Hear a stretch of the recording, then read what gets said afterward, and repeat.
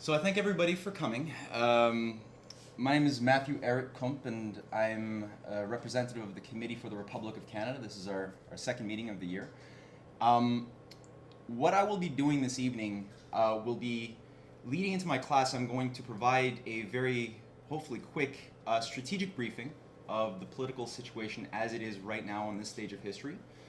From there, we're going to evaluate the potentials that Canada can play in regards to the new renaissance, this new financial order, which will come about if we can avoid a dark age and this one world government bankers dictatorship, which Lyndon LaRouche has been warning about for over 50 years and has been leading the fight internationally to resist by bringing about, protecting, and then advancing on the most advanced renaissance concepts of human history, starting from ancient Greece, Athens, and beyond. So what I, just as a note here, up until about 2 hours ago, this class was going to be somewhat longer than you will find today. It'll still be very dense, and we're going to go through a lot of history, a lot of subject matter. But as a teaser, I'm cutting it into two parts so that we're going to end at the beginning of the 20th century. And in an upcoming class, we're going to give part two. That's just a whetting of your appetite. So, to begin the briefing, this year has begun with a lot of potentials. We have currently the real danger of a military confrontation with Russia and China. We have an economic financial disintegration of the transatlantic financial system. And these things are linked. They're not two separate problems. And we have the great possibility for a fusion-based economy and a restoration of the principles that we last actively saw in the United States, Canada, and even in Europe with John F. Kennedy and de Gaulle and the great humanists who actually fought against this Malthusian lobby that's been seeking depopulation and global governance for a very long time. Now, I'm going to begin with a brief video. Not even 20 seconds long. Довод НАТО таков. Ракетный щит возводится не против вас, а против Ирана.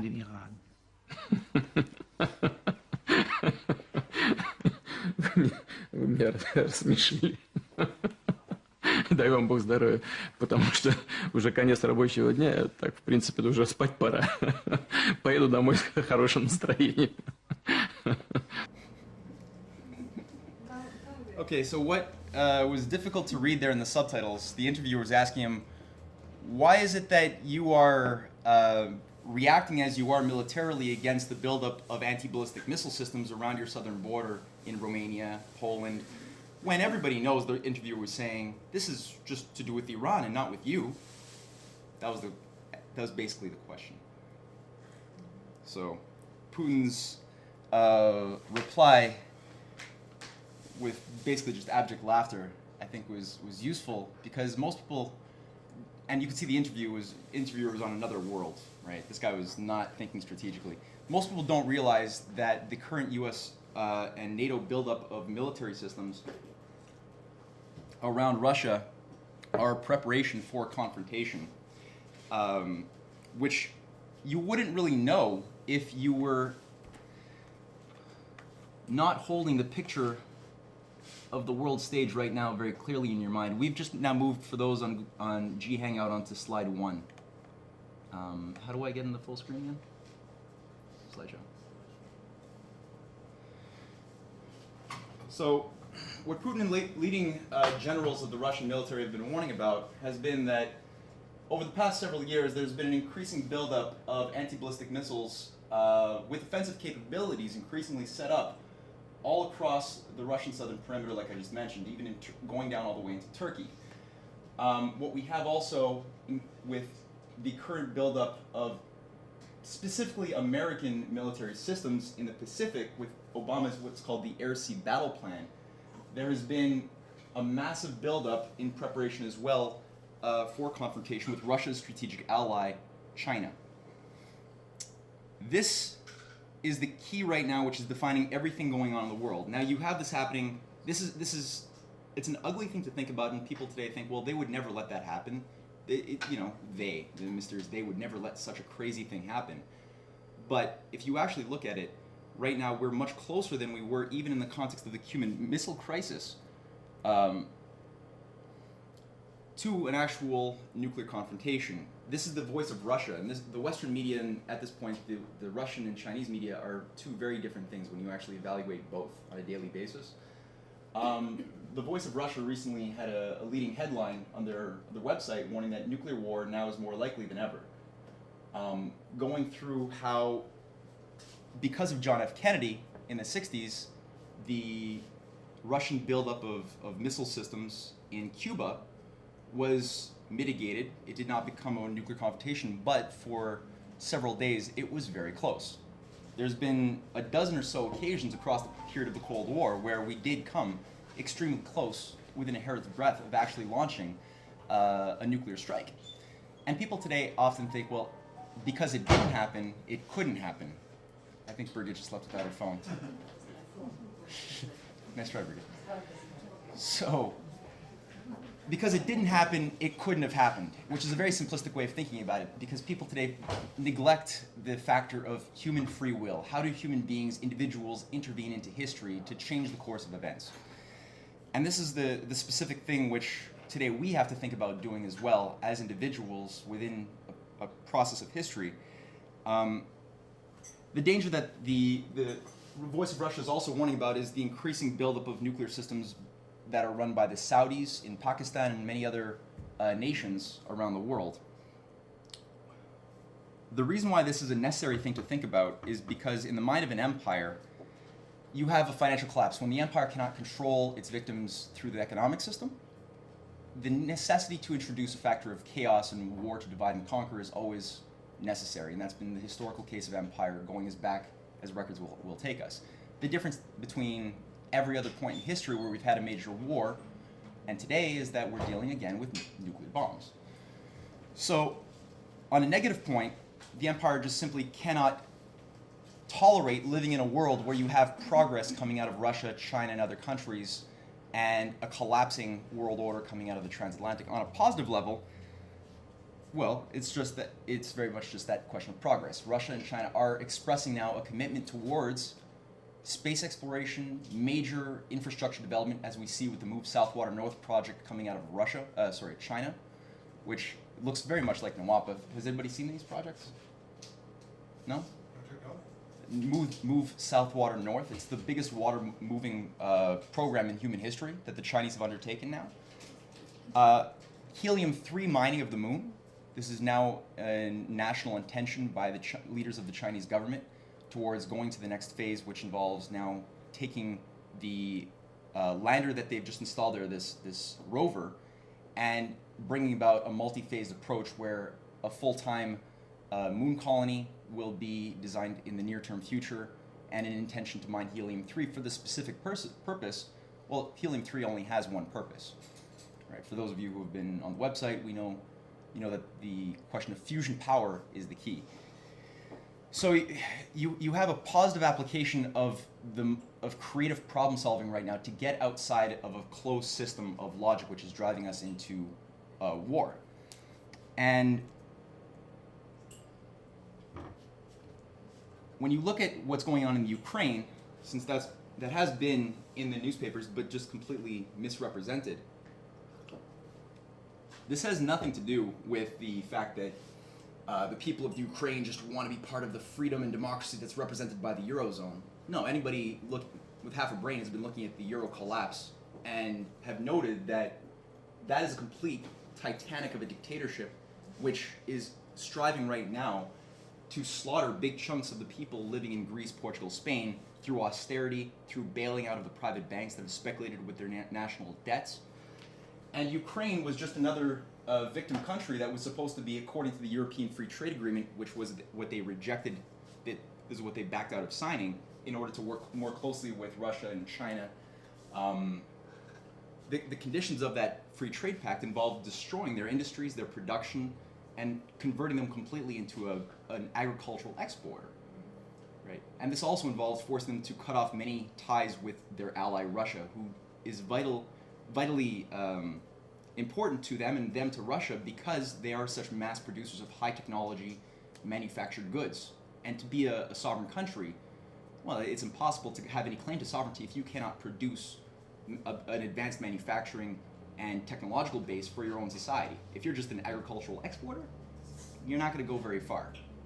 So this is where the NATO expansion aspect is very important. This has been now underway for a number of years, where countries that have been put through a form of shock therapy during the course of the perestroika in the 90s, where liberalization just raped these countries of all of their production, and it introduced more and more free trade, like Georgia, Ukraine. These countries have been targeted to be absorbed into the whole NATO bloc, and Ukraine was very high up on the list. So had that actually gone through, it wouldn't just be a destruction of the Ukrainian economy, but also, well, as we've seen with the case of Poland, Romania, even the Czech Republic, the installation of the anti-ballistic missiles would have gone in Ukraine as well. And this is what the Ukrainian government has rejected. So the uprisings that we see right now in that nation are not the people as such. When you actually look at who's financing these things, it's George Soros. You're dealing with the most psychopathic speculators of the Eurozone and Wall Street who are promoting massive anarchy across the board for regime change. And that's really, at the end of the day, the issue. So, where is this? And again, you're not going to get this if you're looking at just Canadian press. You really have to take a broader scope. You have to use the LaRouche PAC website. We have to follow this stuff to actually hold in our mind what's really going on, because we are entering a new phase of human civilization. Russia right now has essentially saved the world. Putin has uniquely saved the world at least twice in the past 4 months. First, on the Syria question, right, on blocking the West from blowing up Syria, specifically telling Obama that this is not allowed to happen. It won't happen under his watch, which is the only reason why the bombing didn't get launched after all of the mechanisms were in place. And now the second thing is on the Ukrainian issue and stopping the military buildup inside of the Ukraine. So there is an increased danger, obviously, where leaked documents from an internal dialogue with Prince Bandar bin Sultan, the head of the Saudi intelligence, had met with Putin somewhat recently and had threatened him that the Chechenian terrorists who have been running havoc in the Russian Caucasus are controlled by Saudi Arabia, as Saudi Arabia, as we've proven, controls pretty much the entire terrorist international. The Saudi government itself was put there by the British Empire in the 1920s anyway. They, as well as the Israeli government, have been British assets for a very long time. Now, this threat is serious because, as we've proven, as other people working with us have demonstrated concisely, Prince Bandar was also responsible for financing the 9/11 operation in 2001. Everybody is pretty much familiar with this? 28 pages. 28 pages.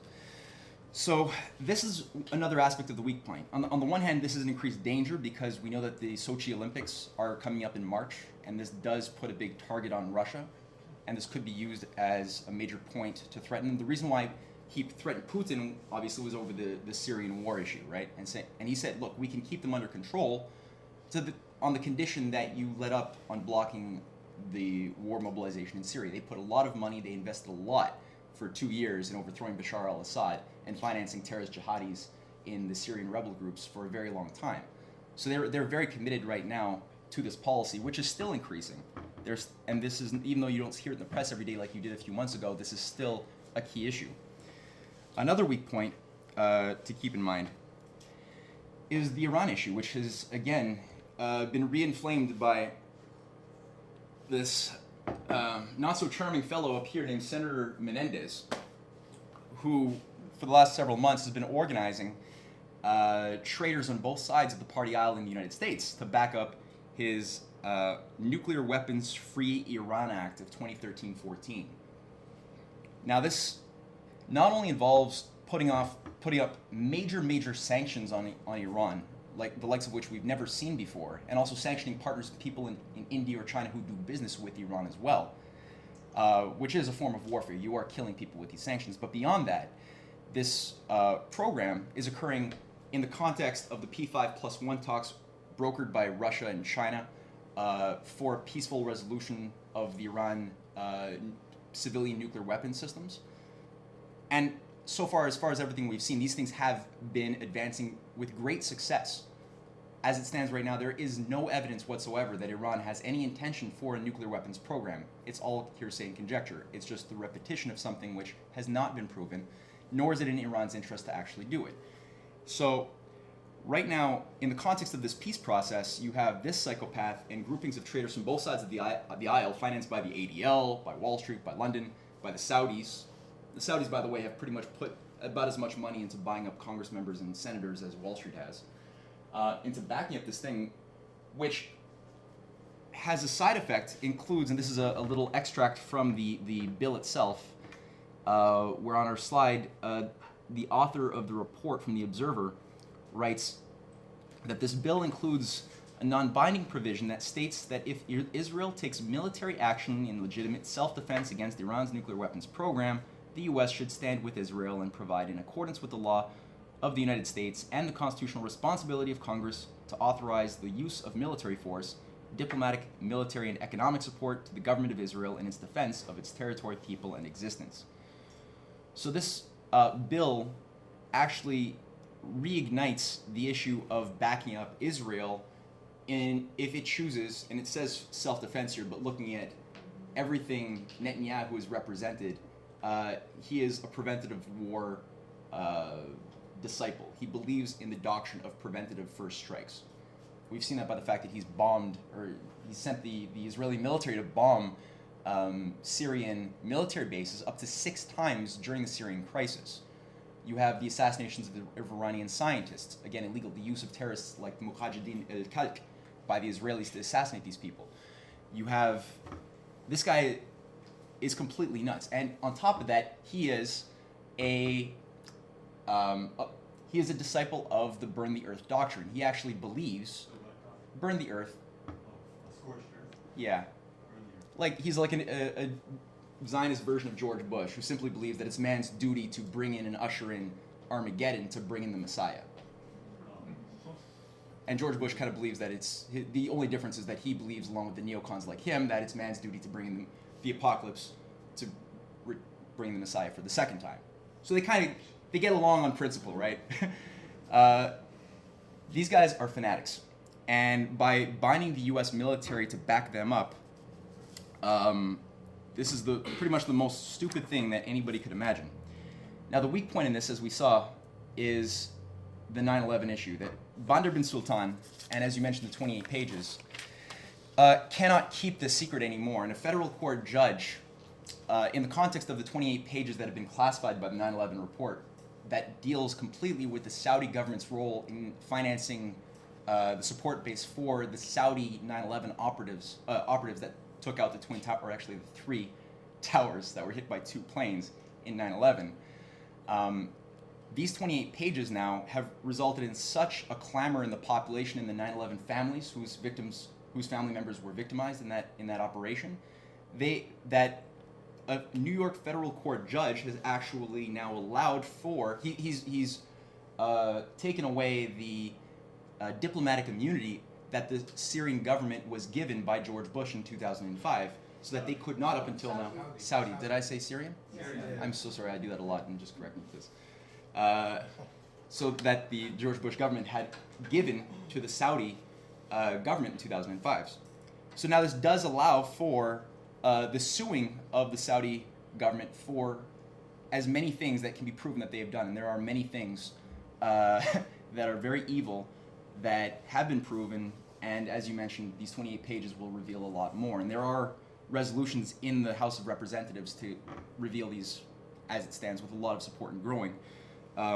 Which, if you actually put the light on this thing, you're not only going to cut out the danger of a breakout in Syria, because without the Saudis financing the terrorism, there is no terrorism. Without that, there's no safe haven for the opium trade in Afghanistan to be converted into heroin, protected by certain mercenaries like the Canadian military in the Helmand province. and the Saudis. Without that infrastructure base, you don't have that. Russia doesn't have anything to worry about in the Southern Caucasus or in the Sochi Olympics without the support of these terrorists. So, and also there's connections with Obama, which are really outstanding, which I'm not going to get into right now. But the question remains now, what's Canada's role in all of this, right? Canada is, after all, an Arctic partner. We are a member of NATO. But we are an Arctic partner with Russia. Strategically speaking, we're one of the biggest land masses in the world as a country is concerned.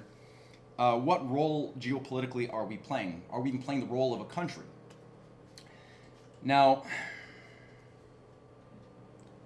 this is where we have to think strategically here, because Canada could play a very wonderful role in the world, but not if we're not naive about where the policies are really coming from. On December 10th, the Russian military, or Putin, had to announce that the Russian military was going to be increased by magnitudes in the Arctic as a defensive measure against Harper's territorial claims over the North Pole.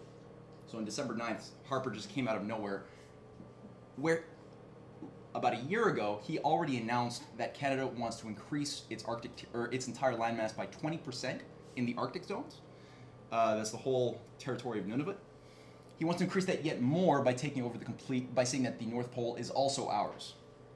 So there's an encroachment again upon Russian territory. Not only that, but you have the buildup of massive military bases. The biggest one of which was just created. I didn't write its name down. Oh yeah, the Canadian Winter Warfare Center has been set up as of this summer of 2013 in Nunavut. Now the way the media tries to claim, spin this in terms of motive is they say, oh, it's part of his northern vision. He wants oil. It's all about oil and money. That's all this is about. Or Santa Claus. He wants to claim Santa Claus as his own, as a gimmick. This has nothing to do with it. In fact, Harper has no northern vision. What economic programs has Harper advanced in all of the years he's been prime minister in the Arctic? None. Nothing. No rail line development, no nothing. So that is bullshit. What's actually going on is this is geopolitics. This is a war policy. And the fact that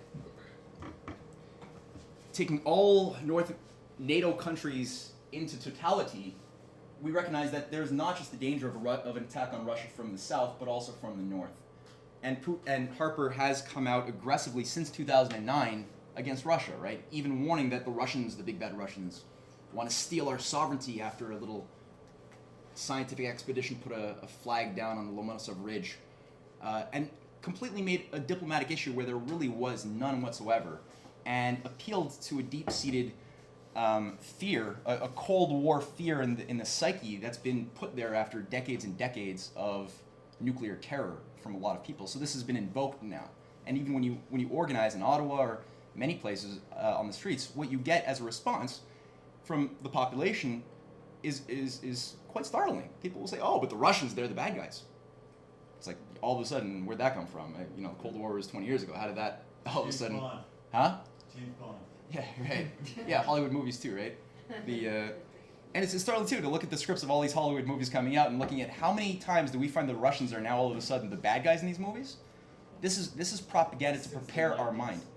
Increasingly, yeah, but it's been increasing now in the last couple of years. It's yeah. Yeltsin was a good guy. I would say that we could talk about that later. No, they are saying that Yeltsin was Oh, they're saying it. Yeah, right. Gorbachev is a great guy. Yeah, Gorbachev is wonderful. He was a liberalizer. Yeah.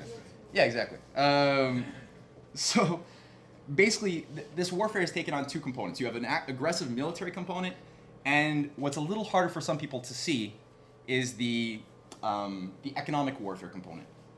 Because what else is Canada participating in? What other economic major policies right now in the context of the global disintegration of the derivative markets of the entire transatlantic? And I mean, this is big. The derivatives sector is up to 20 times more than the actual GDP of the world. no solvable. No, it's not. So you have what programs being promoted by the Troika and by Wall Street? Well, what you have is the Trans-Pacific Partnership, right?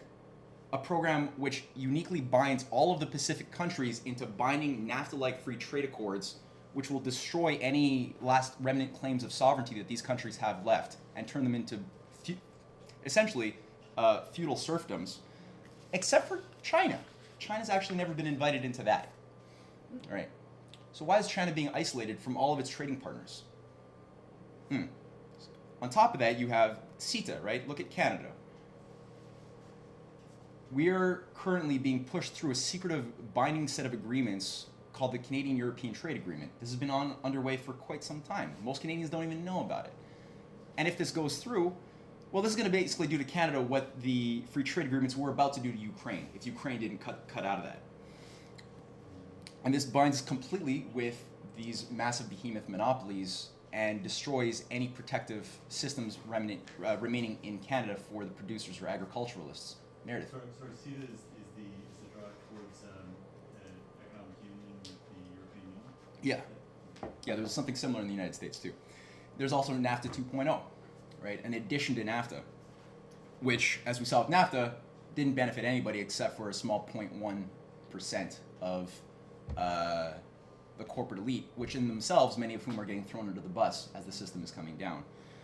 So this is where people need to really, on the one hand, and they are really, this is the strategic importance of Ukraine right now, because by actually, even though the Ukrainian government is not hot shakes, when you look at the Prime Minister of Ukraine, or was it the President of Ukraine?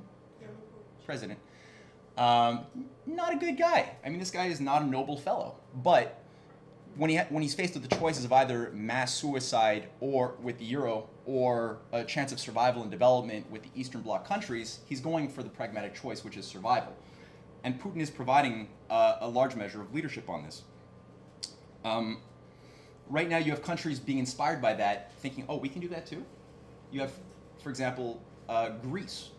That the opposition movement in Greece, in the parliament, has put forth a measure for Glass-Steagall, a Marshall Plan to break out of the euro, clean up the banking system, and go for a development approach with China and Russia. You have entire chorus in Germany, in Italy, and beyond, saying, well, we don't have to commit mass harikari anymore. We can actually act on this precedent being set right now, where Belarus, Kazakhstan, Russia are forming a different customs union and inviting in many other countries towards a block of development, where the union is not like the NAFTA. The union that we're seeing coming out of this idea is not monetarism. And that's the key. They're focusing on high-tech, advanced long-term thinking and space exploration, nuclear power, and they're moving towards fusion. So this is the type of thinking that is worthy of survival. Like, mankind will merit the claim to being worth saving if we actually re-adopt this principle of long-term creative thinking, thinking outside the box. And there's not a lot of it coming out of major centers in Europe, as we've all seen, or in Wall Street. So what are we doing now in Canada? Well, you have a potential where, with the third biggest city in British Columbia deciding, after a lot of organizing, to back up our measure and endorse it officially, our movement, as many of you, or I think all of you now know, has been fighting for a global Glass-Steagall and national banking procedure with major projects like fusion, asteroid defense, and other things attached. NWAPA is a big one on that. The Burnaby City Council adopted and passed our measure for Glass-Steagall and national banking as of mid-December. So we now have many other city councils who have spoken with their representatives, who have understood the real terms of the global situation and what Canada could do, potentially, if we get our heads out of our asses. But you still have a problem in that the population, and that includes the policymakers that we've met with in Ottawa on the municipal levels, are still thinking often too much in terms of a mechanism, right? What detail can change? How do we create more jobs? If we just have more jobs, then we'll be out of an economic crisis. Or if we just, on a weaker way of thinking, if we just print more money to bail out the banks or bail in the banks, that mechanism is going to somehow make things better. Or just cut the budget, you know? I mean, God forbid, not evil people actually are weak-minded enough to think this. That if the problem is the debt. We've overspent. We've been bad. We've been debt sinners. And so if we just tighten our belts, you know, from a 32 down to a 6, we'll just slowly have to make the necessary suffering and pay the debt, and things will somehow get better. And you ask, how's that going to happen? you don't really get much of an answer because they didn't really think too deeply about it. But even for those who are thinking on a much higher level and looking at the right mechanisms, like the mayor of Burnaby, even there you have a certain weakness. Because even if you do have mechanisms like Glass-Steagall in place to cut off all of the bailouts, to cut off all of the derivative gambling debts and flush them as the crap that they are, even if you do that, and even if you create a national banking mechanism which would allow us to provide funds to our federal and provincial governments with other countries to build up job-creating programs, even if these things are in place, and you don't deal with the underlying psychological problems that have been brought about in society over decades since the death of John F. Kennedy, if you don't do that, then these mechanisms will be used in a disastrous way. Right? You can imagine the national bank being used to invest in casinos if people still believe in money. If we didn't cleanse them, if we didn't educate them out of that stupidity, right? Because casinos make money, or windmills, right? Let's create a lot of jobs by covering Canada with windmills. Okay, you'll make a lot of jobs, but the quality of energy is going to cause your civilization to collapse. Oh, but you've made jobs. So there's a deeper problem that has to do with a confidence in the human nature's capacity to make powerful transformative process changes within the earth and beyond the earth and within themselves. This idea of change is a really important idea, which hits at the class that I've been formulating now for some time. This is a more expanded version of a presentation that I had given a few months ago in Vancouver without any slides. So that we're going to take a little bit more time to actually look at some original writings, to actually get into the mind of LaRouche. Because LaRouche has been putting a lot, it's been since Christmas especially, but really since the 70s, LaRouche has been putting a lot of emphasis on mankind's necessity to recognize that human history has been fundamentally governed by a opposing dynamic within the human condition, which has been most clearly expressed with the story of Prometheus Bound, of the famous playwright Aeschylus, whom some of you may have heard of in school or maybe read on your own time. Has everybody heard of the story of Prometheus? Yep. Okay. Who has not heard of Prometheus Bound, or who has not read it? No. Okay. All right. Cool.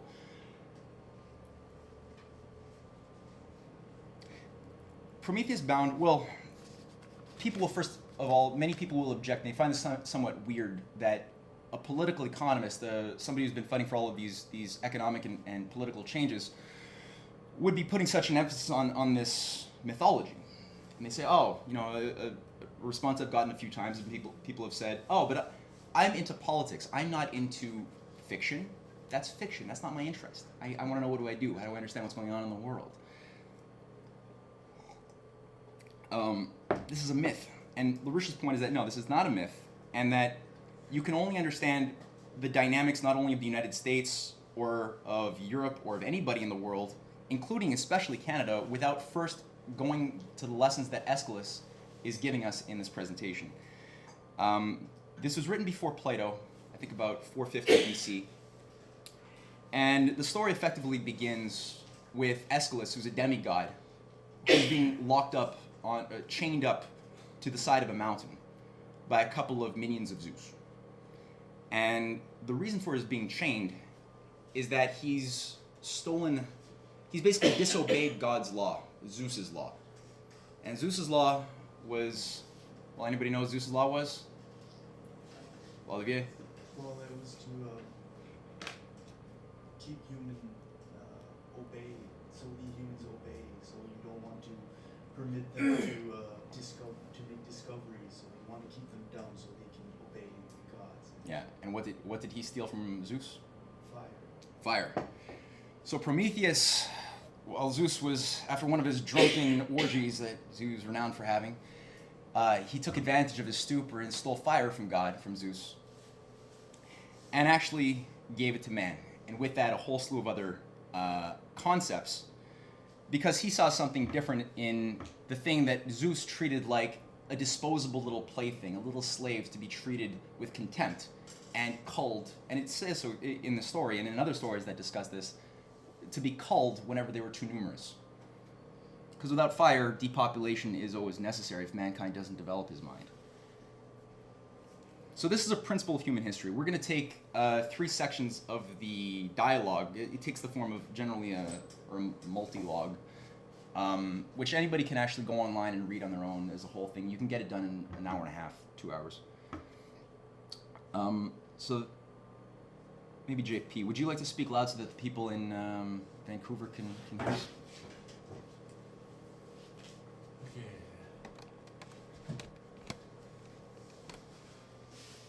He took his seat forthwith to diverse gods, divers good gifts he gave, and parceled out his empire, but of miserable men recked not at all.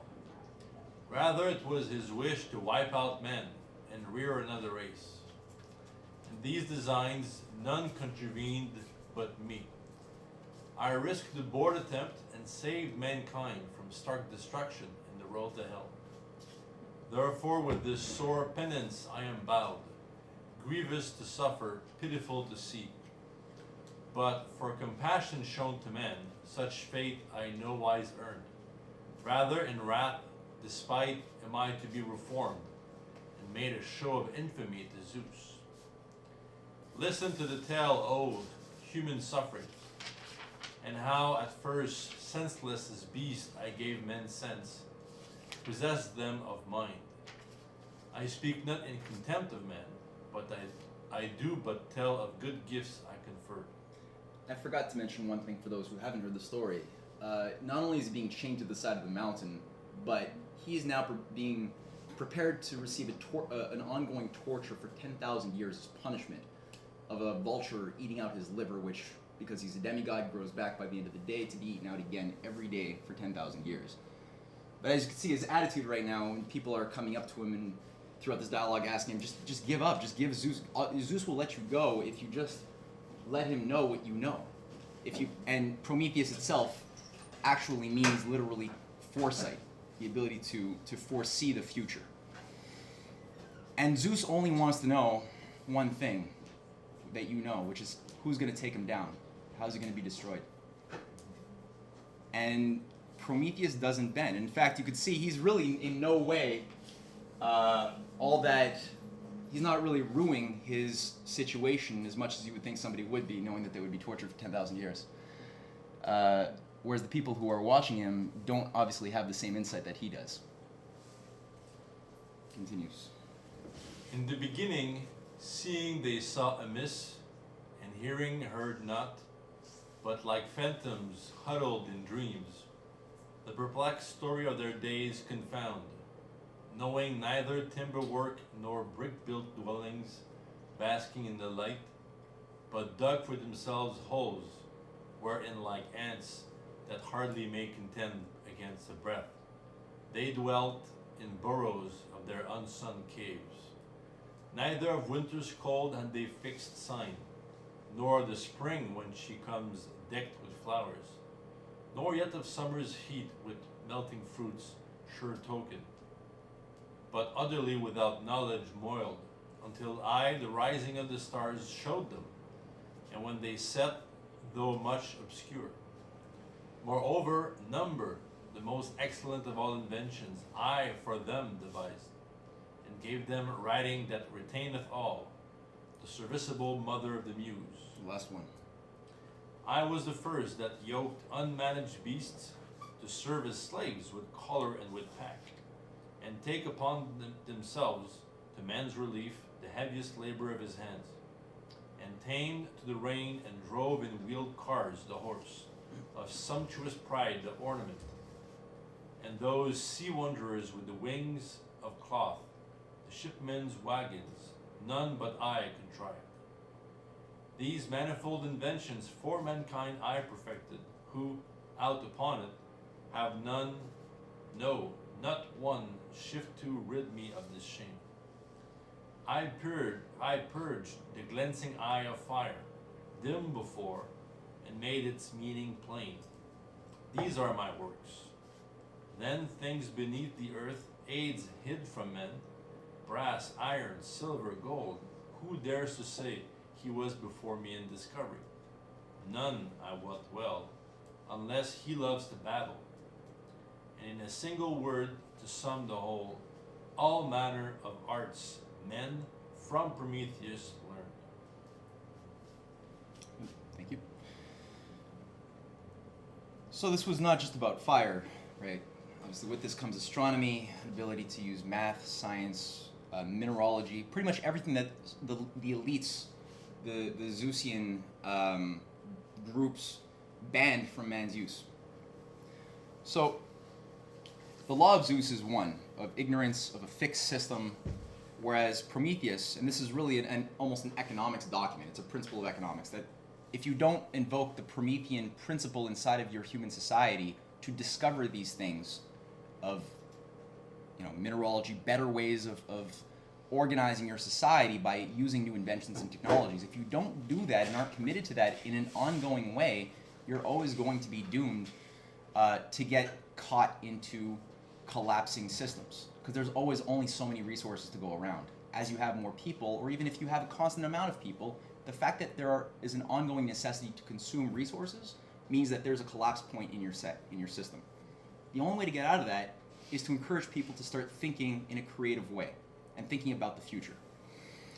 So if Prometheus is the light bringer, I think one question about Canada is, and this is the job we have to get at in Canada, is in what way has the Promethean principle been expressed? Because we see it in the United States. You could see it more clearly in the United States, and for the historian, especially of Canada, it's treated often as a very dry subject matter of dates, events, plains of Abraham. It's not easy to sort of get your teeth into and get passionate about, right? We never really we're actually celebrated for never having had any revolution in Canada. We've always been a conservative, go along to get along with, don't question traditions type of mentality. And that's actually, some people actually celebrate that as being a virtue. Now, I would take question with that, but one of the questions of the firebringer problem, I think, is illustrated very well just by taking a satellite's view at night of North America. Because you're thinking, I'm thinking when I'm looking at this, how is it the case that with one shared body of land, one practically common people, we all speak English, right? We all derive from Europe, but yet with two different cultural matrices that we've evolved in and do very similar structures of land, how is it that the U.S. is lit from coast to coast, especially on the east, but really all across with massive development, whereas Canada looks a lot like, I think, the only other place you see that dark is really like Africa, in terms of the per capita amount of lack of development.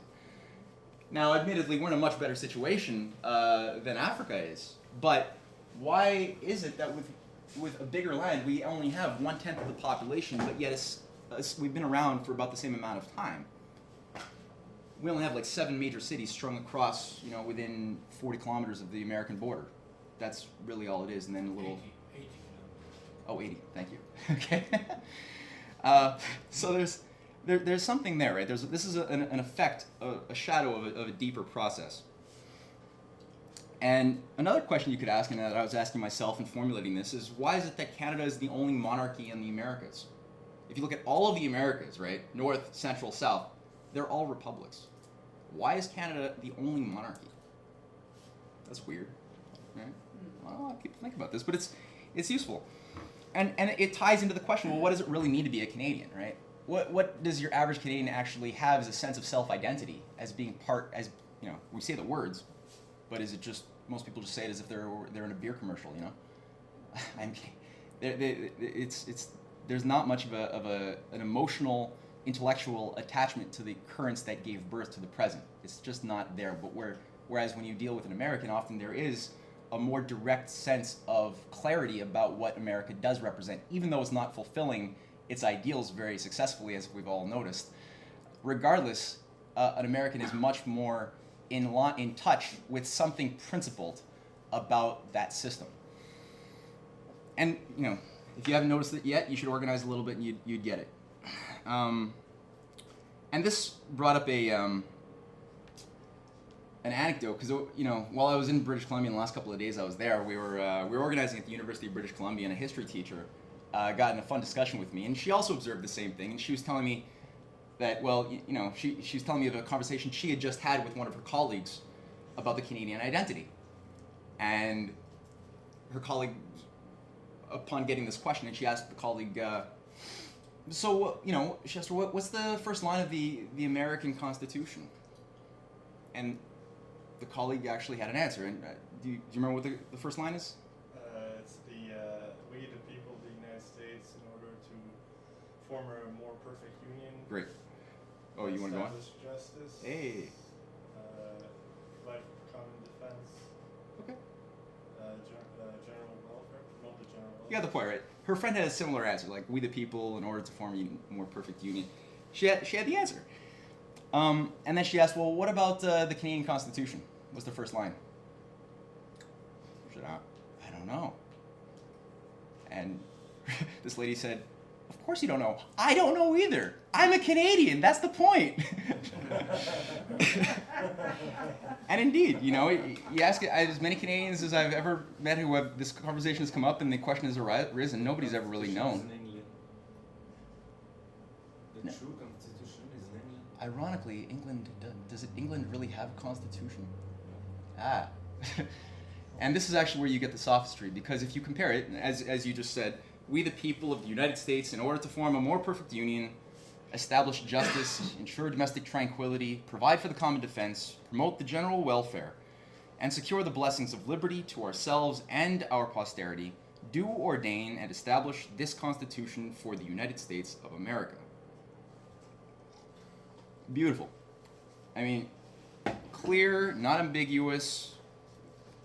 This is a very, very explicit statement of intention for a nation, right? Which does provide a reference point that's transgenerational for people, if they're thinking, to refer to when they're judging what changes are occurring in their lives, right? Is something going against the general welfare? Is there some law that's being changed that is going to be depriving my society and my posterity, those who come after me, of their liberty? If so, then I should probably do something. And that reference point is really important in a culture, especially, well, anyway. Okay, so the Canadian one. Let's just do a little comparative study here. So these are two, on the first page, I just picked out two of the most brilliant excerpts. It begins with a whereas, but so the British North America Act of 1867, which, by the way, people would say is no longer in effect. We do have the 1982 Charter of Rights and Freedoms, don't we? And in fact, that's not true. The Charter of Rights and Freedoms, if you look at the very last article, says that the BNA Act is still in operation, in effect. And for anything not addressed in that charter, it takes care of it, the BNA Act. So you read the BNA Act, like, oh, okay, what does that say? Well, it says that the provinces of Canada, Nova Scotia, and New Brunswick have expressed their desire to be federally united into one dominion under the crown of the United Kingdom of Great Britain and Ireland, with a constitution similar in principle to that of the United Kingdom. And that's the point. And whereas such a union would conduce to the welfare of the provinces and promote the interests of the British Empire. Not the general welfare, the British Empire. So you already have a serious, blatant lack of principle, which kind of slaps you, right? And a couple of lines down, it goes on, it's two more articles, where it says that the executive, government, and authority of and over Canada is hereby declared to continue and be vested in the Queen.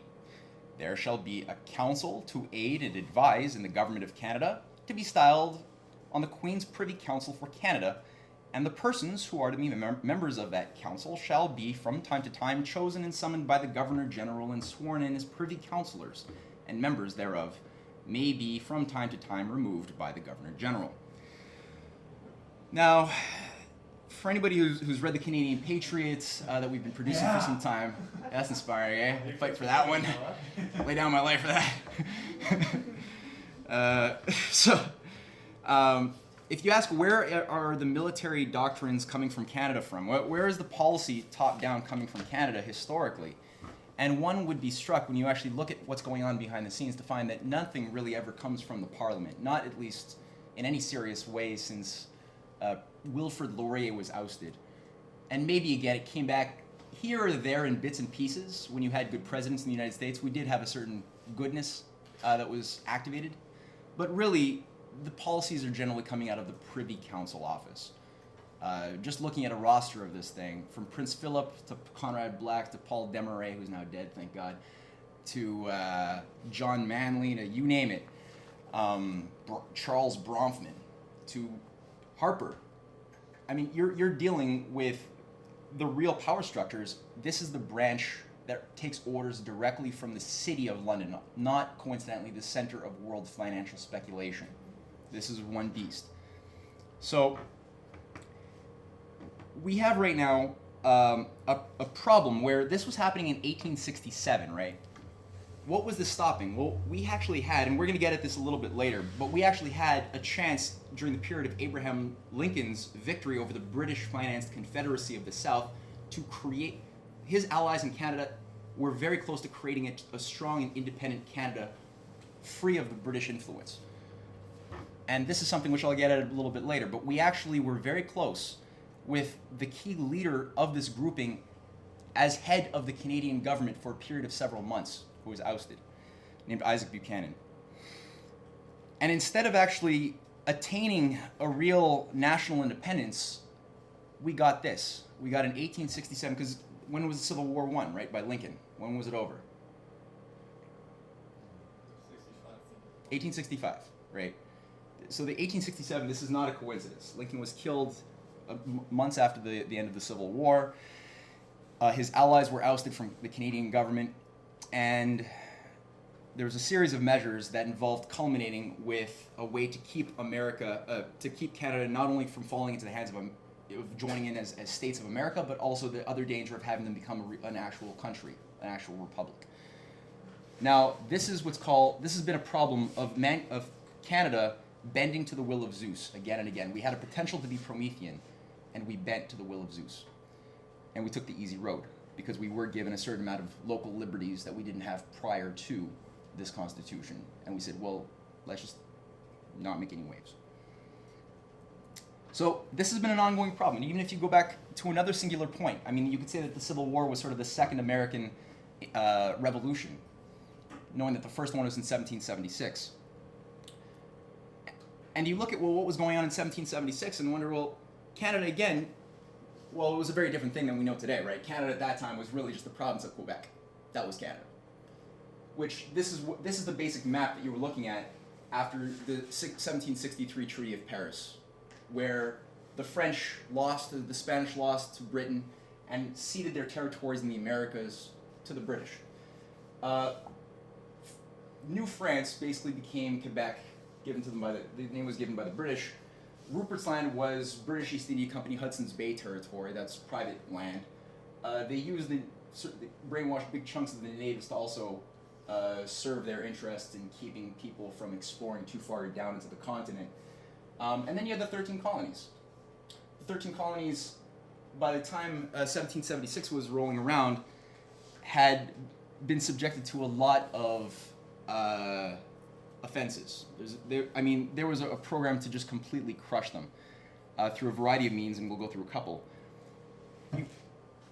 With all of the similarities in geography, and again, abused people in Quebec who had been spat on and humiliated, why didn't Quebec join as a 14th colony? There was, after all, if you actually look at what was going on, it wasn't an American Congress that had set itself up to declare independence from the British. It was a Continental Congress. That's the name. It was the Continental Congress. You had a delegation led by Benjamin Franklin up in Quebec several times to organize to get the leadership of Quebec to join and become that 14th colony, to stand together to say, well, look, united we either hang together or we're going to hang separately. So why didn't it happen, right? And this is the thing with history. When you look at, again, the reason why Canadian history sucks so much and it's really bland and boring these days is because people fall into the trap of writing about what happened. For anybody who thinks that that's what history is, you're wrong. It's not dates and events. It's not writing about what happened. It's writing about what didn't happen. But then how would you do that, somebody would ask? If it didn't happen, you can't know it. So this is where you have to actually have a sense of what are the principles guiding the process that are shaping the present with an intention to change it, right? If you don't have that intention personally as a historian to actually intervene into the thing that you're investigating, because you are a part of history, we aren't outside of the universe, we're not outside of mankind. So the subjective quality has got to be taken into account when we're investigating with an honest intention to make the future better. So if that's not there, it's going to be really, really easy to just basically treat it in a literal, mechanic, dishonest way, where everyone's got a bias, but what filter are you choosing to look at history that's going to sell your thesis paper, sell your book? Which way is interesting? Is it true? Who cares? It's interesting. That way of thinking doesn't work. So what LaRouche and this organization has been reviving has been a scientific method of looking at what intentions are driving history into a certain direction, right? Why of things that are natural and what and organic in terms of why didn't, like a simple question would be what I just asked. Why didn't Canada join the American Revolution? Why didn't we become Promethean when these countries were actually standing up to Zeus? What sabotaged it? I'm planning this as a seed. I'm going to refer back to this, but at first we're going to have to go through some background work before we actually address why this didn't happen. There is an answer, and it will shock you. But we have to address one thing first, because a lot of Canadians would also say, thank God we didn't become part of the Americans. They're imperialists. That's also not true, as you'll get a better sense of if you don't already know that. In fact, it's just the traitors of America who are imperialists. America itself has never been, it's always been anti-imperialist, and has been, in fact, the thing that imperialists have been, it's been the nightmare of real imperialists forever.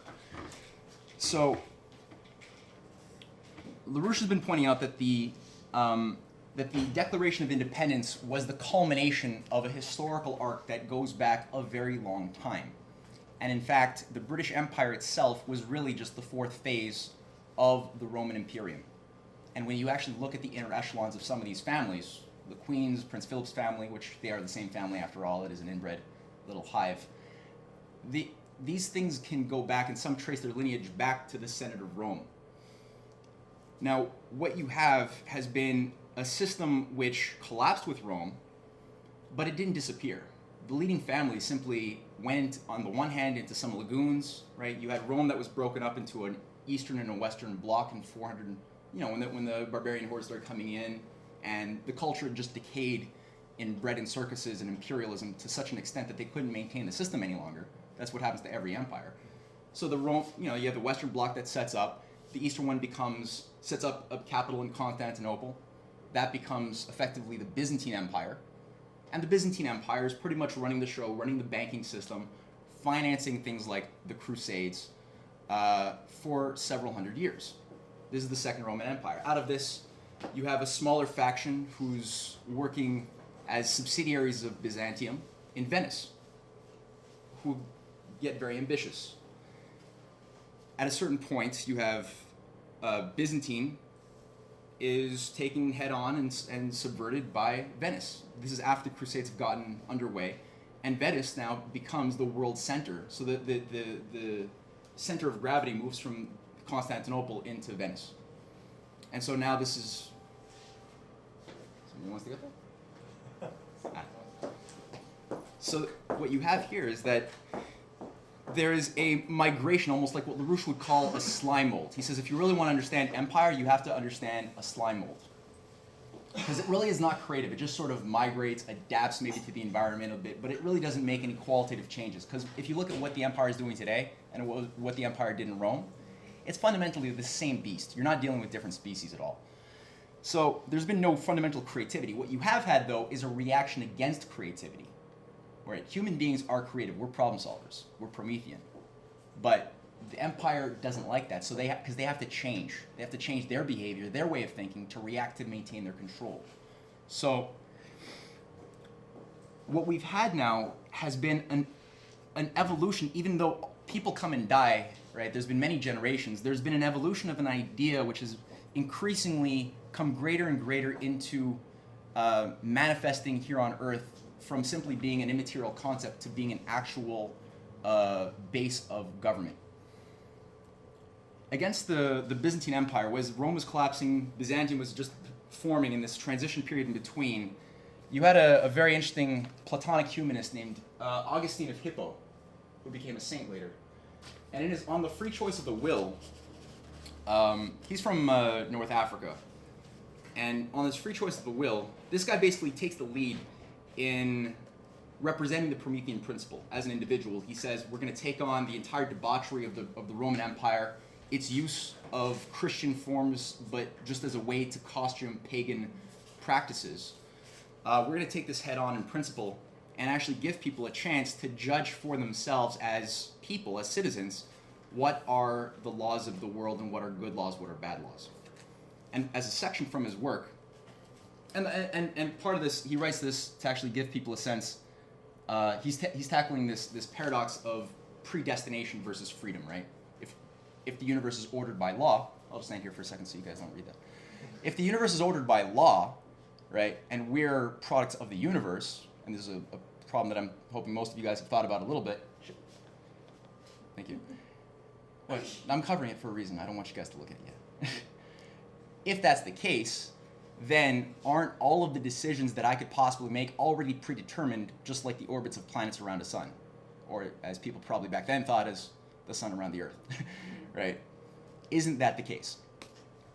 So how do you reconcile how we could have the existence of freedom in a world of order, in a universe governed by law? What type of law is it if that's true? Because by virtue of us having a rational discussion, it means that there must be some order happening, because you can receive qualities of words that I'm using. I can shape, thoughts in my mind that I can try to communicate and back and forth. So we can, we definitely can't ignore the existence of both, but how do we reconcile them? So now I'll get out.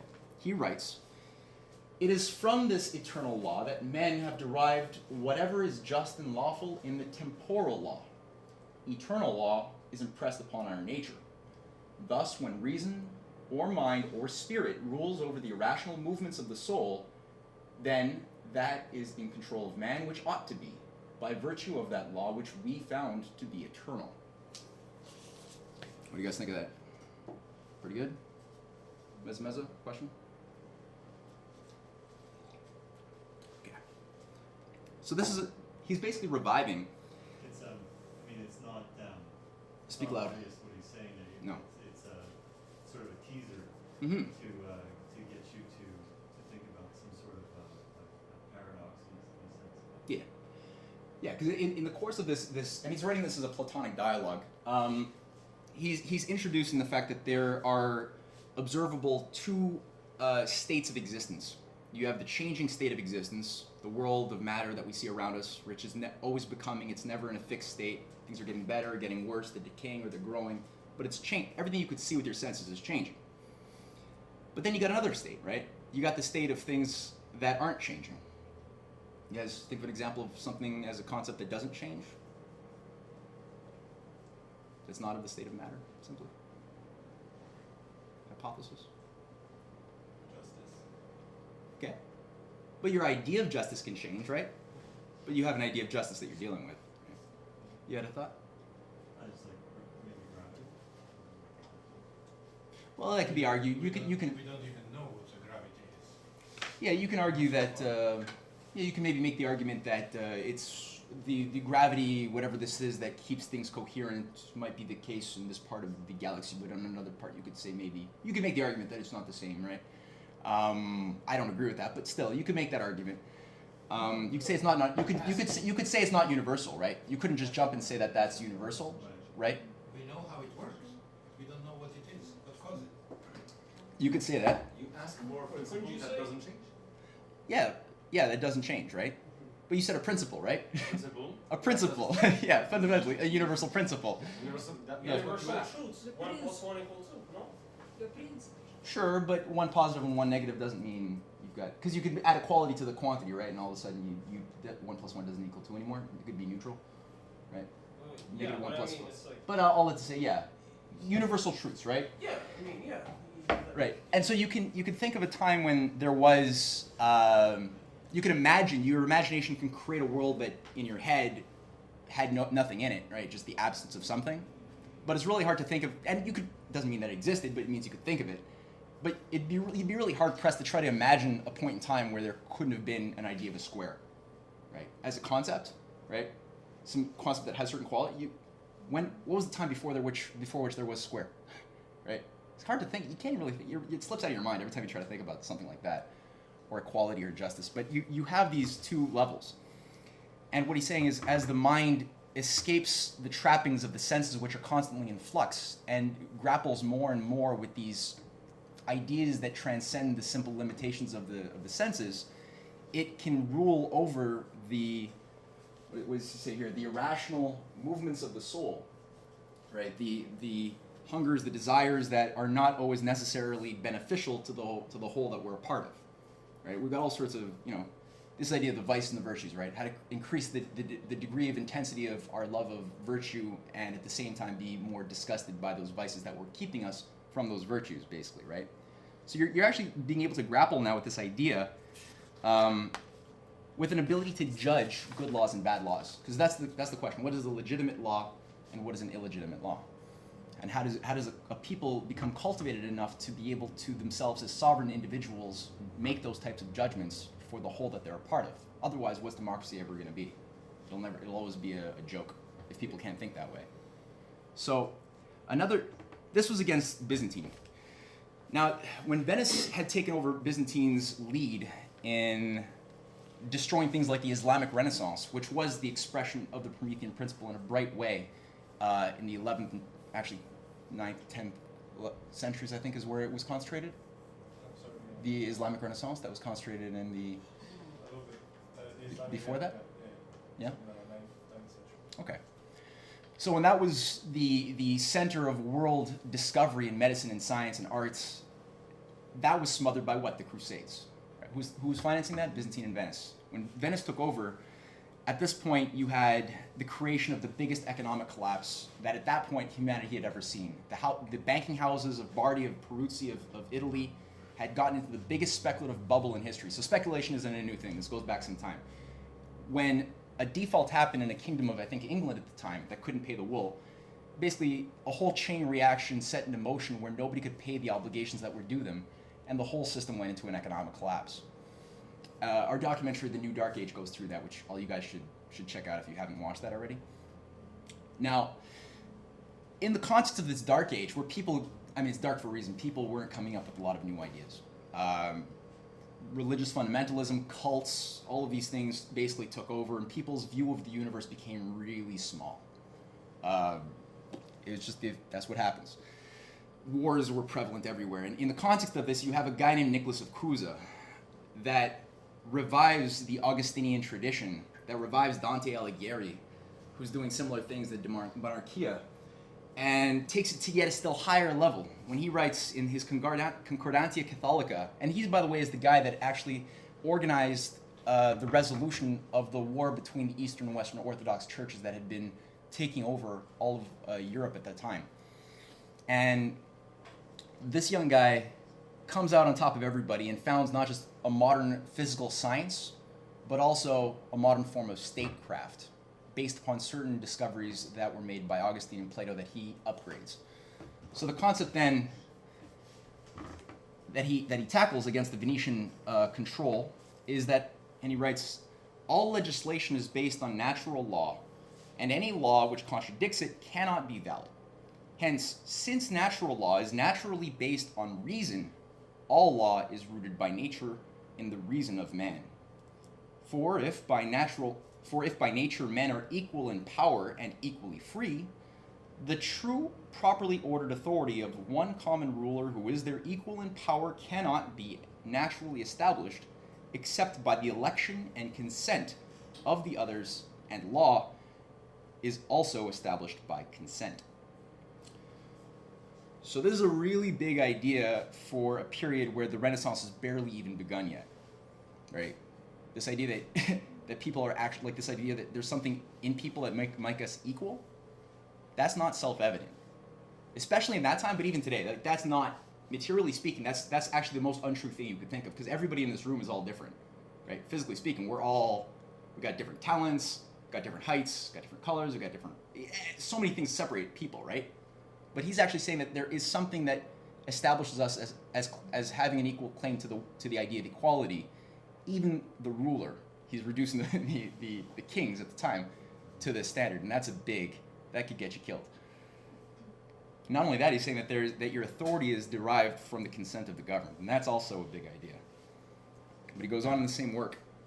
He writes, all legitimate authority arises from elective concordance and free submission. There is in the people a divine seed by virtue of their common equal birth and the equal natural rights of all men, so that all authority, which comes from God and as does man himself, is recognized as divine when it arises from the common consent of the subjects. Free election based on natural and divine law does not originate from positive law, nor any man upon whose will the validity of the election depends. Right. So whereas the Queen, who bestows upon us certain liberties by giving us a constitution, cannot equally take them away, because in the world of British contractual law, there is really just, the law exists by the monarch. The sovereign, there's not a sovereign people, there is a sovereign, right? And the authority for the laws emanates from the will of the sovereign. It's perfectly in chain. But so they're saying here that's not the case. That's positive law. That's different. So again, the distinction's coming back. It is the common opinion of all the experts on the subject that the Roman people can take the power to make laws away from the emperor because he derives his power from the people. When they order something contrary to a divine commandment, it is evident that the command does not share in the divine rulership, and so one should not obey it. No one is obliged to observe an unjust law, and no living person is exempt from a just one. What do you guys, any thoughts?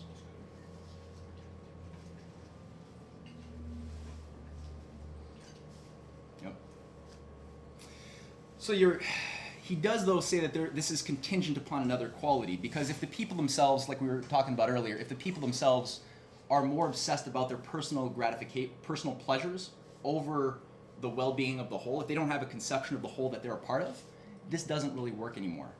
Their authority is thus negated because their decisions are no longer in tune with reason, which is the basis of natural law. So it's very unreasonable for people to start making broad generalizations based upon something which is their personal bias, right? If they haven't thought about, like for example, I like doing cocaine, so thus everybody should have the freedom to do cocaine. I don't hurt anybody, so thus it should be internationally legal as long as you don't hurt anybody. If you say that, and people do make that argument, but when they're talking about drug legalization, they're talking about weed, they're talking about the whole thing, because the whole thing is controlled by the same banks anyway, and HSBC, JP Morgan, and the British. So when they're talking about legalizing one drug, they're talking about fundamentally legalizing all drugs. But when they make that argument, these libertarians, or these Milton Friedmanites, this is unreasonable. It's not based on natural law, right? Or open up your borders to free trade. Even, and Ukraine's like, well, that's going to destroy us. You're going to not let us sustain our population. We'll do it anyway. It's the law. Well, no, is that really the law? Right? It's the law of monetarism, but is that really the law? So again, right, you're giving people an ability to actually judge what is a legitimate or illegitimate law based on looking subjectively at their own powers of reason. That there's some quality that we all have to self-reflect upon how our minds think when we're reasoning through a problem. Right? That's important, the subjective and the objective. We should never separate these two worlds. So this is the thing today with Glass-Steagall again, right? People will say, oh, but you hear Wall Street almost as an echo in the background. You can't do that. That's against all of the rules of globalization. Glass-Steagall, that's against everything we do. That's against the law. It's like, well, Hitler was obeying the law. He made them. You just legalized stealing and killing. Does that mean you're following the law? Right? So Glass-Steagall is actually an expression of divine natural law from this higher standpoint. You're saying it's illegal to steal and kill, effectively, in the simplest way, right? This is not some regulation. So, Today we are closed. Yeah, that's right. And that's the thing too, right? You look at all of the support this thing has. This does scare the empire. This is the other weak point that I didn't even mention in my briefing, and I should have. But it's not just 9/11 and exposing the Saudis. This is Glass-Steagall has a huge amount of support in the U.S. Congress. We've got this thing that could happen immediately thereafter in Canada, and you've got governments in Europe that are far advanced on this. So this is the way to take down the empire. Now back to the point here is that we've got this wave of ideas. It's the same concept, but it's being made more clear as generations proceed, and as as Prometheus is expressing his nature. I don't want to make it seem like people are possessed by this demon Prometheus, but as this principle is more concretely expressing itself, we have 1776. And I've skipped over a lot. There's other points that are really worthwhile, but we only have so much time. So the original question, why was Canada not participating as the 14th colony, right? So what exactly were they rejecting? What were the original Quebecois? I think there were 80,000 at the time, and there was a huge amount of people in Quebec. Why did they drop the ball? Why did we submit to Zeus instead of going with Prometheus? Well, the Declaration of Independence, I think, is pretty clear. Can you make out the writing, or is it too small? It's very small. Can you make it out? The U.S. Declaration of Independence, 1776. Louder so people can hear it. We hold these truths to be self-evident, that all men are created equal, that they are endowed by their Creator with certain unalienable rights, that among these are life, liberty, and the pursuit of happiness. That to secure these rights, governments are instituted among men, deriving their just powers from the consent of the governed. That whenever any form of government becomes destructive of these ends, it is the right of the people to alter or to abolish it, and to institute new government, laying its foundation on such principles, and organizing its powers in such form as to them shall seem most likely to effect their safety and happiness. Prudence, indeed, will dictate that governments long established should not be changed for light and transient causes, and accordingly all experience hath shown that mankind are more disposed to suffer while evils are sufferable than to right themselves by abolishing the forms to which they are accustomed. But when the long train of abuses and usurpations, pursuing invariably the same object, evinces a design to reduce them under absolute despotism, it is their right, it is their duty to throw off such government and to provide new guards for their future security. Okay. So it's the revenge of Cousin and Augustine. So when Cousin and Augustine were writing, the ability to actually act on those discovered principles of judging good and false laws was not yet there. There were no nation states yet, right? You still had baronial fiefdoms and serfdom. So they couldn't actually see it shape the legal system of an actual nation, a constitution. So here we actually have the first time a government was set up with this principle, that there are truths that are held to be self-evident, that are not only that are men created equal, and that are endowed by their Creator with certain unalienable rights, like life, liberty, and the pursuit of happiness, but that governments, that's the cause of governments, that that principle is the reason why governments are there. Thus, any government which is infringes upon the ability to actualize those principles in every person loses its authority. And a revolution was fought to establish and defend that discovered principle. So why the hell would any people in their right mind, especially those who had been abused by the British Empire like the Quebecois had for so long, have rejected that principle? Oop, sorry. Now, to get at that, we have to look at some of because under the Declaration of Independence, there's a list of, what are the names of those intolerable acts? That's it. Intolerable acts, right? So you have this beautiful statement of intention, and then I think something like 20 some odd intolerable acts that the British have committed to destroy the people of the Americas. And people say, oh yeah, you guys remember what their major grievance was? Remember what it was? Taxes? Actually, that was number 17. But that's the one that's popularized, right? So people think, oh yeah, they fought a revolution they didn't want to pay taxes anymore on tea. That's why they had a tea party. No, so that's a big that blows a lot of people's minds. That there's actually that was one of the least that was big, but it wasn't one of the top concerns. before that comes such things as for cutting off our trade with all parts of the world. For cutting off our trade with all parts of the world. For imposing tax, and that's exactly what free trade has done. That's what the TPP, that's what CETA, that's what the Ukraine Free Trade Agreement would have done. It would have cut them off of any chance to work with any Russia or China country, right? For imposing taxes on us without our consent. For depriving us in many cases of the benefits of trial by jury, Guantanamo Bay.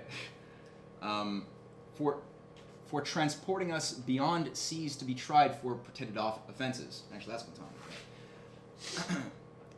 Bay. But to get to the question that we were first hitting at, which is why didn't Quebec join, right?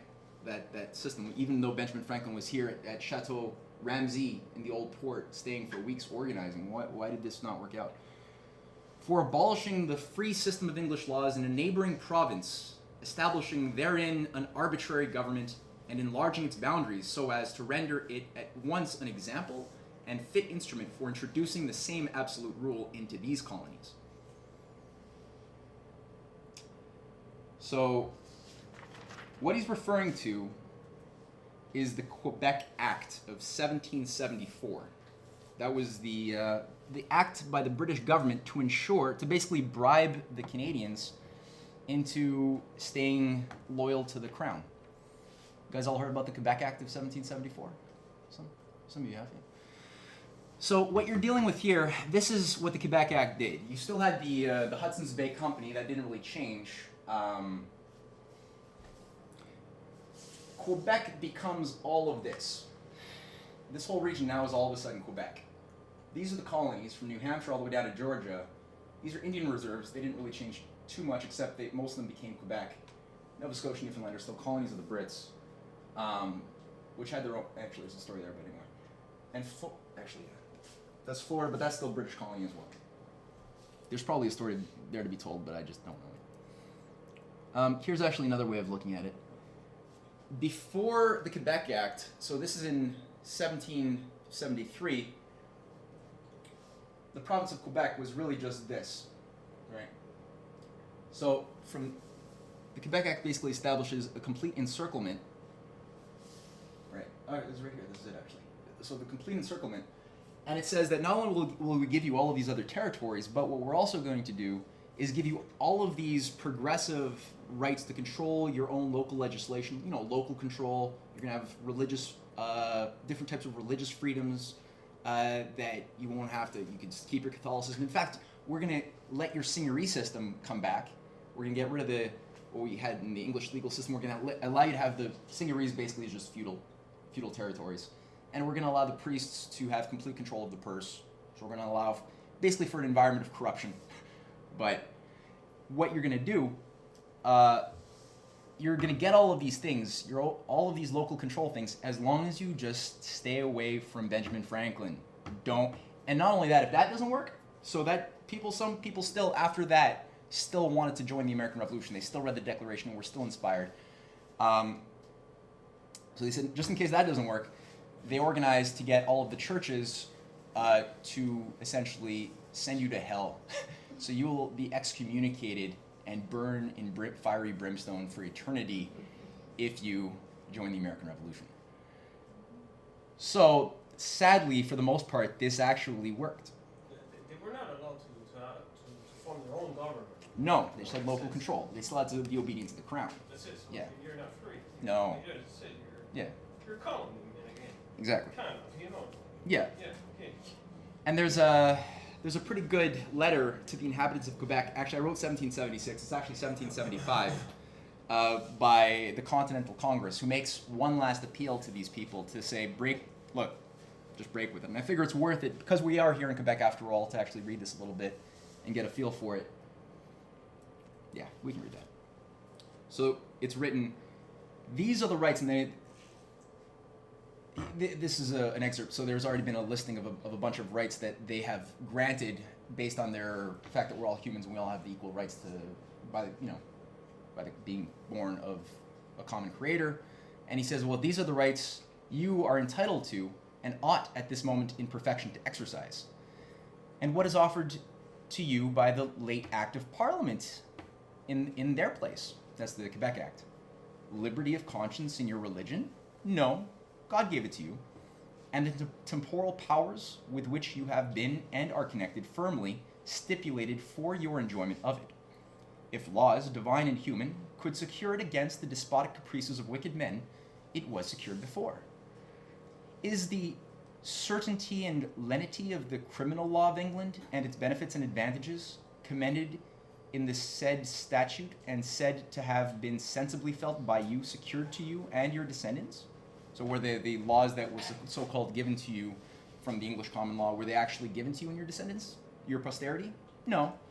They too are subjected to arbitrary alterations by the governor and council. And a power is expressly reserved of appointing such courts of criminal, civil, and ecclesiastical jurisdiction as shall be thought proper.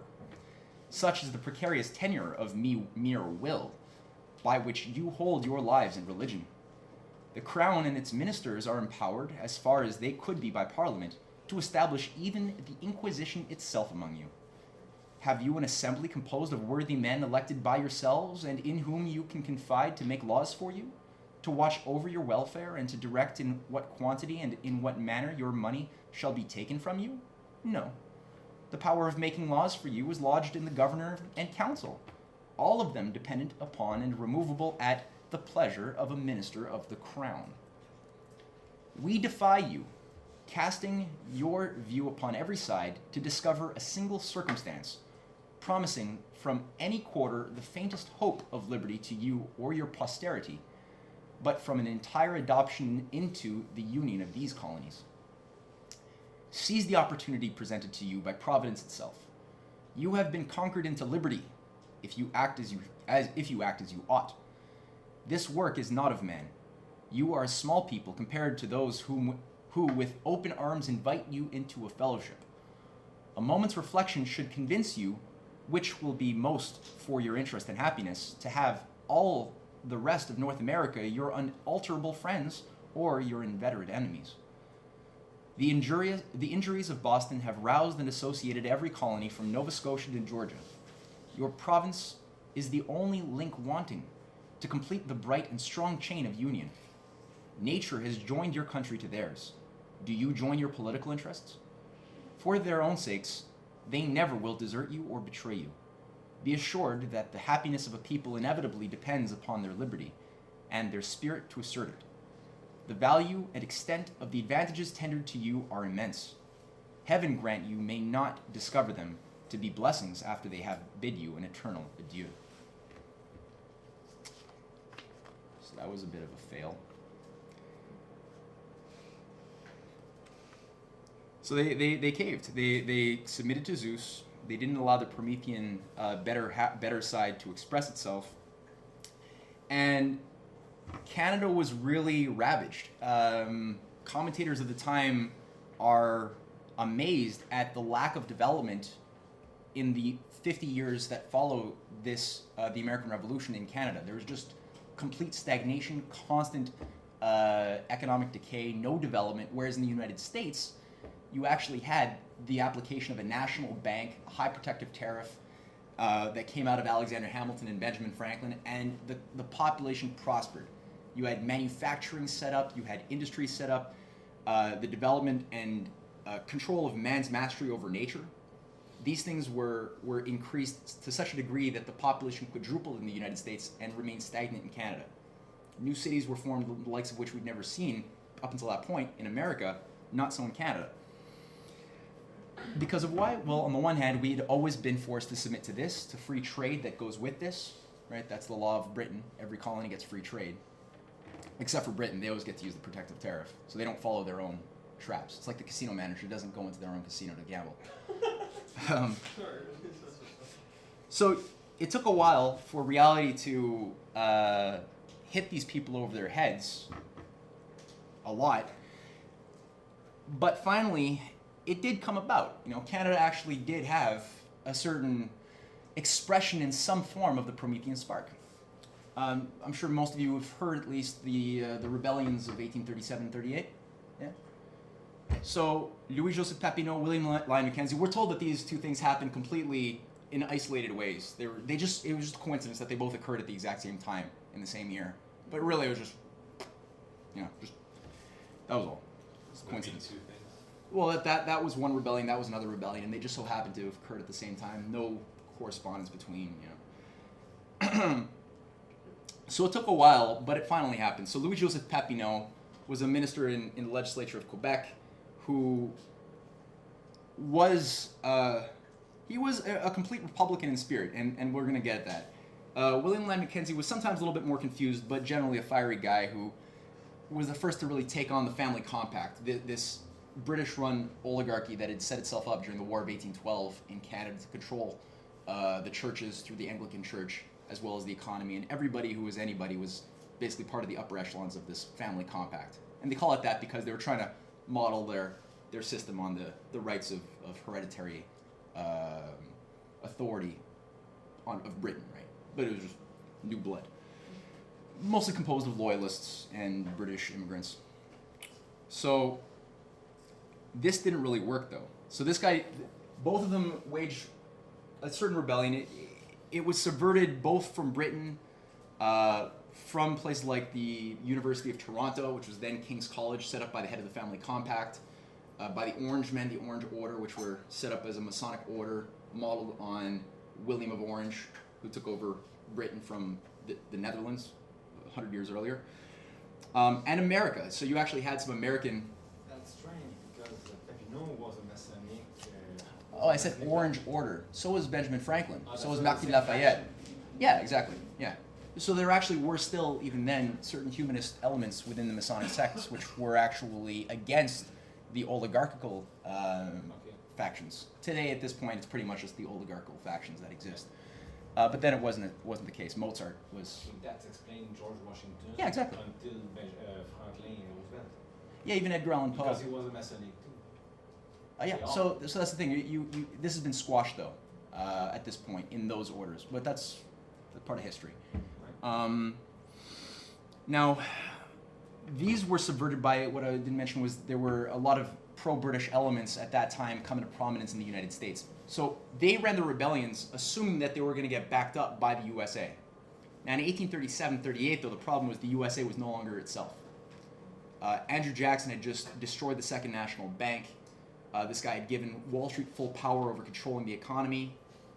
Britain, he gave the slave owners, he basically killed the Cherokee to empty out the land in the South to give it all over to the slave owners. And that's what created the whole South-North slave-free system of division. And after him, his replacement was, the replacement of Andrew Jackson was, That's good. anybody? Which year? I just have it on. Oh, it was, wasn't it the finance minister, the treasurer? Wow, just completely moment. So anyway, his replacement was even worse. And the U.S. basically, under the leadership of these Anglophile pricks, left the Patriots hanging, and in fact, most of them hung. But to give you a sense of Papineau's intention, because again, the intentions of these guys are completely slandered these days. Nobody can really get a sense of why do they do this. And on a trip to Britain, Papineau writes in his memoirs, he writes of a dialogue that he had with Lord Bathurst, who was one of these high-level British Foreign Office operatives who were trying to get him to change his stance and to be a part of the aristocracy, the family compact of Canada. And he writes he writes the dialogue in his memoirs. And now, as Lord Bathurst is speaking, Lord Bathurst had begun by saying, this is after they were suppressed as rebellions. It says, as a statesman, I foresee and predict, before the end of this period, great conflicts between the various parts of the American Confederation. England would then be ready to grant the colonies which would have remained faithful to her and their independence and institutions better than those which are based on the Federative Pact.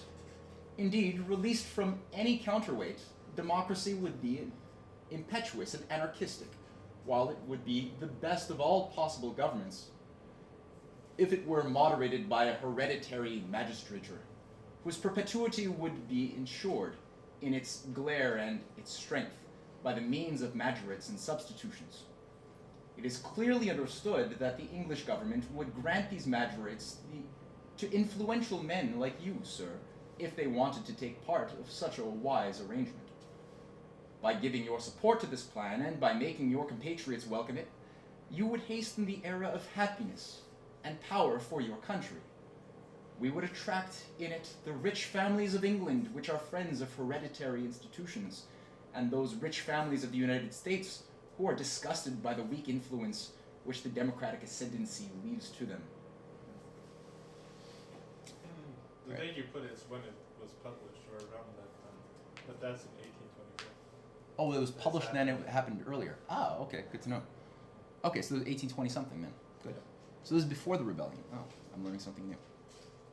Okay, so Papineau then reveals his response to Lord Bathurst by replying, I answered Lord Bathurst that my utopia differed from his, and appeared to me all at the same time to be more desirable and more realizable, that the American Confederation would in the future be one and indivisible, that it appeared to me to go towards aggression and growth, aggregation and growth, rather than towards mutilation and impotence. That on the day of our independence, the right of common citizenship and free trade between Quebec and New Orleans, Florida, and the Hudson's Bay would ensure Canada an undetermined but long period of peace, conquests on nature, progress in moral, political, and industrial sciences, with individuality for each sovereign state under the protection of the Congress, which could not become tyrant, having neither subjects nor colonies, and having attributions only in questions of peace and war with foreigners and foreign trade. Language isn't too high level, you guys. It's a lot less. The threats in Bathurst's letter, they're like subverted. Yeah, peace and happiness. Yeah, right. It's fun. Mm-hmm. Like veiled threats. Mm-hmm. Yeah. So you have a clear understanding of these two opposing principles of systems, right? The British and the American system, and which one he sees is the most reasonable to put his cards behind. But then, and this actually adds to the drama, I guess, now that I know that it was written before the Revolution.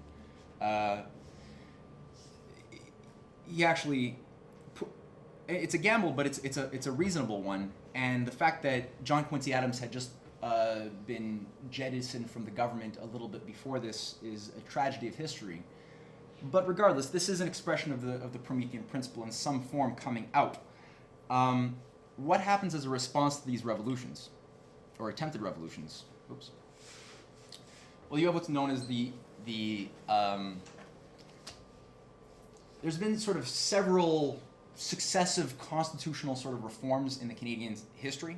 From 1774 to 1791, there was another sort of legislative maneuver. To 1840. 1840 was called the Union of the Americas, the Union of Upper and Lower Canada. Sorry. This was set up by this guy named Lord Durham. Yeah, thank you. Durham was a guy who was sent in by the British Foreign Office, a friend of Bathurst, and he was sent in to figure out what the hell is going on. Why are you losing control of your colonies? How do we not let this happen again?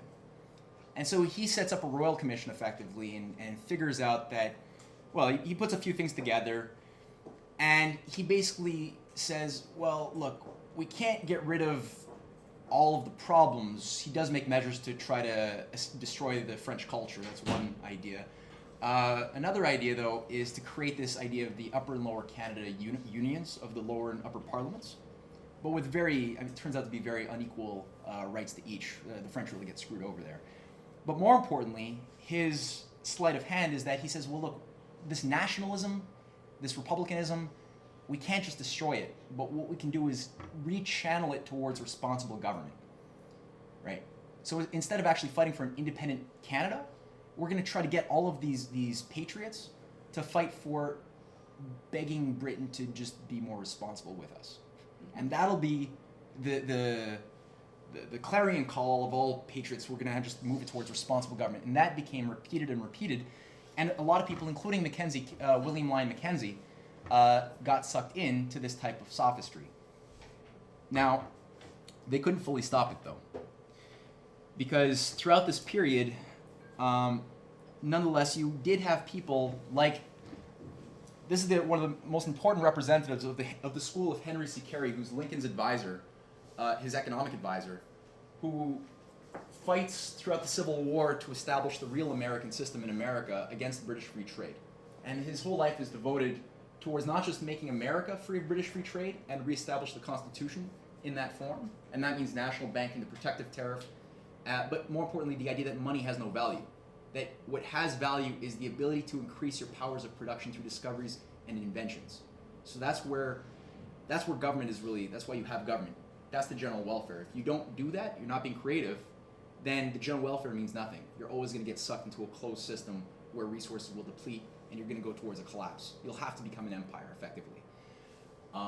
So this was more generally understood. This is somewhat alien for people in our generation because we're just not exposed to these ideas, but this was the topic of debate in the newspapers, in the political structures, and he was the leader of it, and he was the leader of the Henry C. Carey faction in Canada, Isaac Buchanan, who literally, during this course of the Civil War, the British had expended so much of its resources on trying to destroy America while running the Opium Wars in China and doing all of his other dirty tricks to kill off Indian people. It had spread itself so thin that it was going bankrupt. And it gave a chance for the American system people in Canada to rise to great prominence. So Isaac Buchanan becomes the president of the executive of the Macdonald-Dorion government in 1864 in April. Yeah, in April. And this guy is unleashing the biggest investments into canals, roads, schools, hospitals, you name it, he's doing it. And he's doing it with the help of Americans who are fighting the same battle against Wall Street. And he's got a grouping of people around him who are, they're also investing in things like scientific discoveries, integrating new discoveries as quickly as possible into the production process. Henry C. Carey is known for many things, but I think just to give across from his own writings, just to give you a sense of where he stood on the British and American system, to make it clear where Canada was actually looking towards in this period of the Civil War of America. Henry C. Carey is making the point in 1856, before the Civil War has begun, but people then know that it was almost inevitable, that two systems are before the world, not just America. One looks to increasing the proportion of persons and of capital engaged in trade and transportation, and therefore to diminishing the proportion engaged in producing commodities with which to trade, with necessarily diminished return to the labor of all. Right? So this means here, British free trade, you're looking at increasing the proportion of persons and capital engaged in trade and transportation. So after something is created, you can trade it, you can move it, but you're making so many people focused on moving and trading the thing that was created that there's less people who are actually creating things. So the rate of people in manufacturing is being depleted under this policy. As you can see, Wall Street or the financial sector today, or the services sector in Canada, right? If you just look at how many people do we know in Canada are employed in services versus production, it's like 80% services, right? And like 20% are actually less in production, productive things. It was the inverse 50 years ago.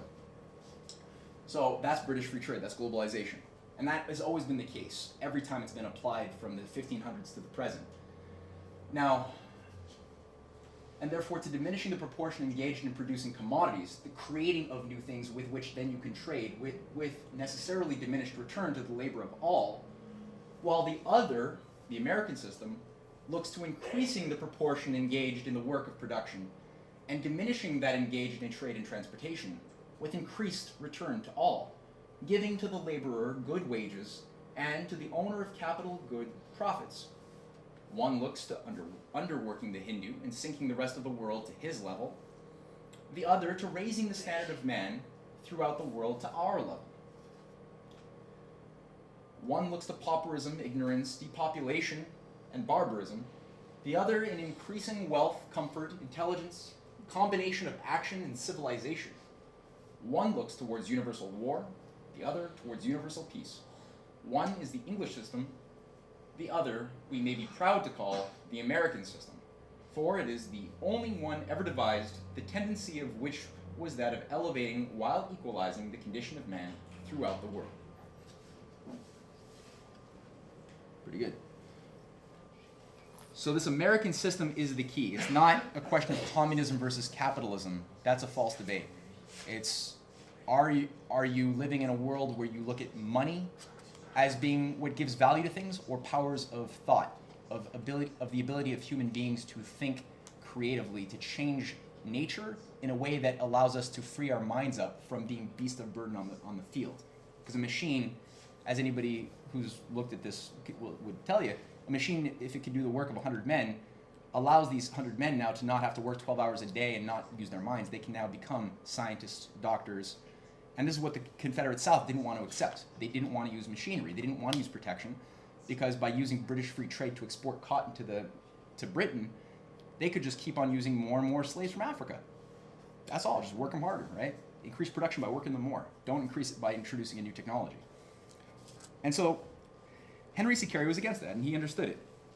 And so did Isaac Buchanan. But the problem was Isaac Buchanan's enemy, this guy George Brown, who ran the Globe, which today is known as the Globe and Mail, he pretty much ran a coup with a grouping of other people who were also enemies of Buchanan, like Sir Wilfrid Laurier. And Buchanan fell in June of 1864, so he was only in there for 2 months. He got a lot done, but it was only 2 months. And his enemy, George Brown... He was in power for only 2 months? In that position of office, yeah. Sorry, what date is that? In June 1864. Okay.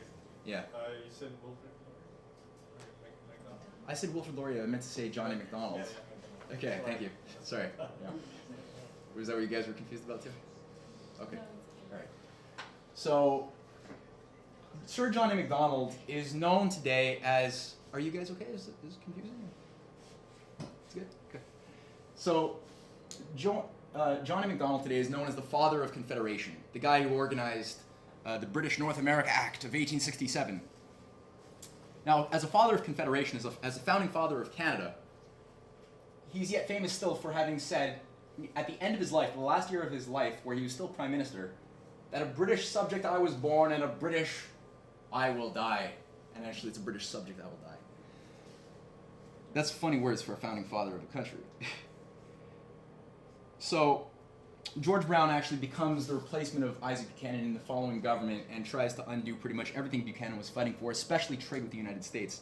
Buchanan's whole policy was to use the customs union idea, right? So to actually unify the continent around free trade internally, as long as the principle was progress, so the investments into your infrastructure and science, but with a protective tariff around the continent to stop for the dumping of British cheap goods from their slave colonies in India and other places, which is the way the British then ran economic terrorism, and today, that's how they still run economic terrorism. So if you ask why are countries like India not developing, or a lot of other countries, it's because, you know, you can't compete with Walmart. You can't compete with slave labor.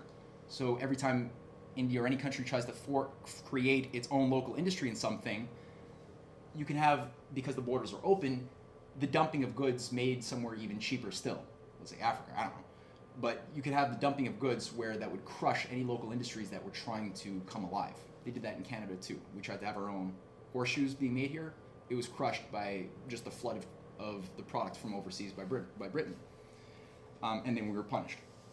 So this guy sabotages everything that Buchanan was fighting for. This guy is a mixed bag. Him as an individual is a racist, eugenics-loving psychopath. But because America's success was so pronounced after the Civil War, and the American system was being adopted by Russia's Tsar Alexander II in developing Russia, in Germany, in developing the Zollverein to industrialize Germany, with rail developments from Berlin to Baghdad being planned to modernize the Ottoman Empire, in Japan for the Meiji Restoration. So all of these countries were all adopting, South America, they were all adopting the American system. It couldn't be blocked anymore. The British, they were so weak, they were about to collapse actually. They had to bend and actually allow for the progress, or else Canada was definitely going to say fuck you and just break away. because you're going to watch your neighbor prospering and you're going to just suffer, and it's so easy just to do the same things they're doing. It's common sense. So under McDonald, there was a protective tariff put into place. There was a transcontinental rail system, and there was industrialization. Most of this, though, was done by the allies of Buchanan, who had maintained influence within the next government of MacDonald. A lot of it was done subversively as well by the British to ensure that Canada wouldn't work more closely with America. Like in the case of British Columbia, why didn't they become another state of America when you had an annexation movement in British Columbia, which got a lot more support after Alaska was purchased by America in 1867? Right? Alaska was purchased by America's allies, Tsar Alexander II, which was Russian. $7 million, it was nothing. So they sold him this big chunk of land on the condition that William Seward, the guy who was also stabbed a bunch of times on the night that Lincoln was killed, he was the Secretary of the Secretary of State. He survived, luckily, and he goes on to buy Alaska in 1867 on the condition that BC becomes a state of America. Why? Well, what's occurring at this time? The transcontinental rail, 2 transcontinental rails are being planned are being invested in by Lincoln before he's killed. One is completed, one is not completed in the north. Tsar Alexander II is a big rail fan. I mean, you have Philadelphia rail companies building the Trans-Siberian Rail in Russia to connect, Russia coast to coast. That was supposed to fundamentally provide us the means to go to the Bering Strait and through it, and in through Canada to unite the continents. So this thing that LaRouche has been talking about for decades is not a new concept. This has been there since Alexander II. Sad thing was, and what did the British do in response to this dynamic? Well, on the one hand, they had to allow for Canada to develop and to express a Promethean spark, but on the other hand, they had to commit a lot of assassinations. So after Lincoln, you had 1880, Tsar Alexander II is blown up. A couple of months before, President Garfield is shot and killed. Then you have a little bit later on McKinley, who's killed in 1902. You have the President of France, Sadi Carnot. Who else? Carnot? Yep. Otto von Bismarck is ousted. Sadi Carnot. Yep. I was watching a documentary called 1932, History of the United States. United States. And you can see that after the centennial in the United States, where they showed the American system to the whole world, like Germany, France, Russia, and Japan, they all started to take in the American system. Yeah. And with the railing, they would block the British trade by being able to trade between each other. Now the British would lose their control over the whole world, and that's when they started to just kill everyone. Mm-hmm. Exactly. Bismarck was ousted too. Exactly.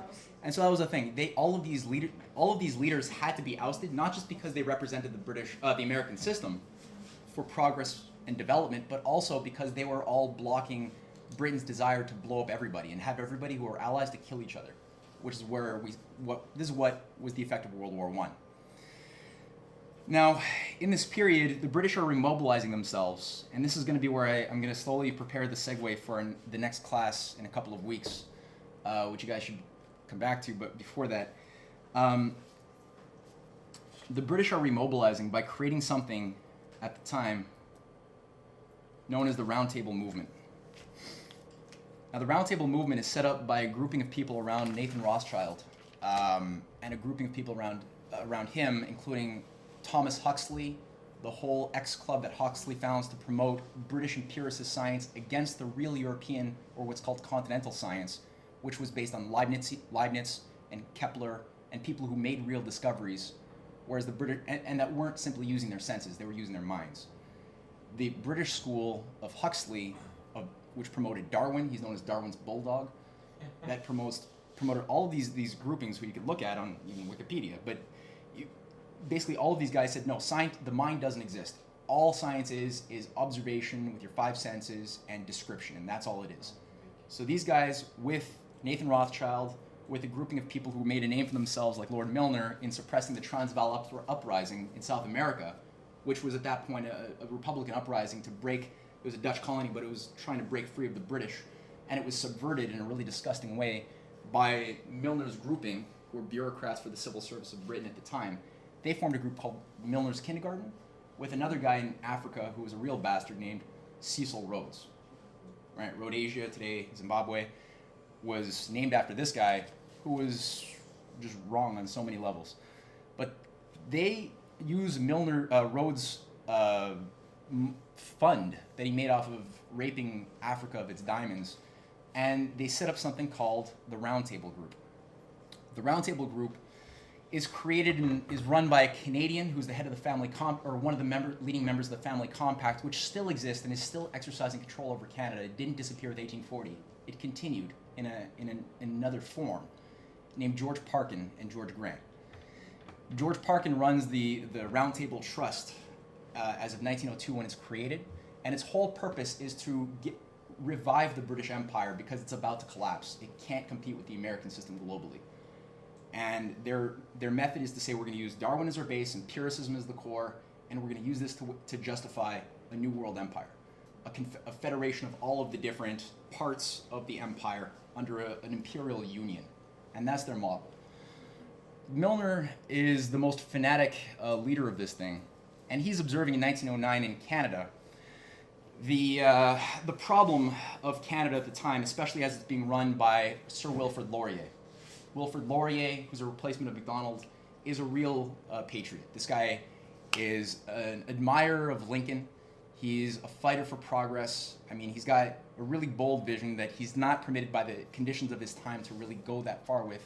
But still, the man's fighting against the imperial policy. And he's about to achieve reciprocity with the United States. What Isaac Buchanan was fighting for, this idea of a customs union of the Americas, that's what Laurier was about to achieve with what's called the Reciprocity Treaty of 1911. That would have completely shut down the British Empire from its control of Canada. Now, Lord Milner, upon coming to Canada to try to figure out how to override this problem, observed something very insightful. And this is going to play a very key role for the next 100 years because his prodigies go on to become leading cultural and political controllers of Canada for the entirety of the century, including today. He writes, as between the three possibilities of the future, and he's writing back to one of his colleagues in the Round Table in Britain.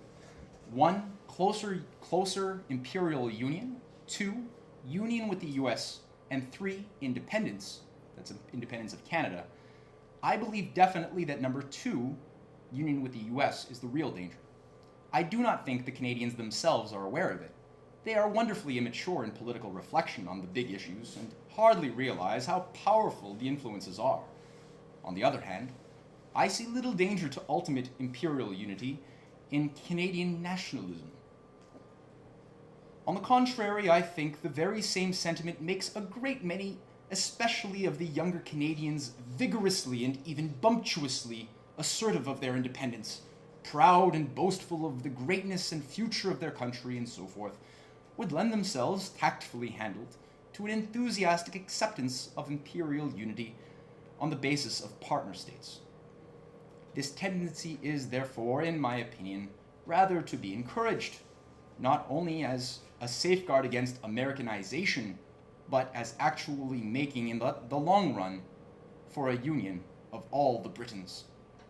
This is in 1909. Now, he's saying here that there is something, right, about a fallacy embedded in Canadian nationalism which doesn't quite understand the bigger historical forces shaping it. And this is, so he identifies negatively a fear, right, that the strategic threat of the empire negatively is that that Canada unite more closely with the Americas, and positively, he says we can use this quality of a fallacious nationalism, one that's not set on firm principles, to allow for a later co-partner state with the imperial system. Now, if you think again today, what's Conrad Black fighting for? What is he representing as a policy for Canada? Lord Conrad Black, that's his entire raison d'être for a Canadian-Britain unity of the Commonwealths to control the world. Because, in his whole point is the U.S. is about to collapse, Europe is gone, we need now a revived Commonwealth. And this is what the Queen has been saying with Copenhagen in 2009. You need a revived Commonwealth to control this one world system.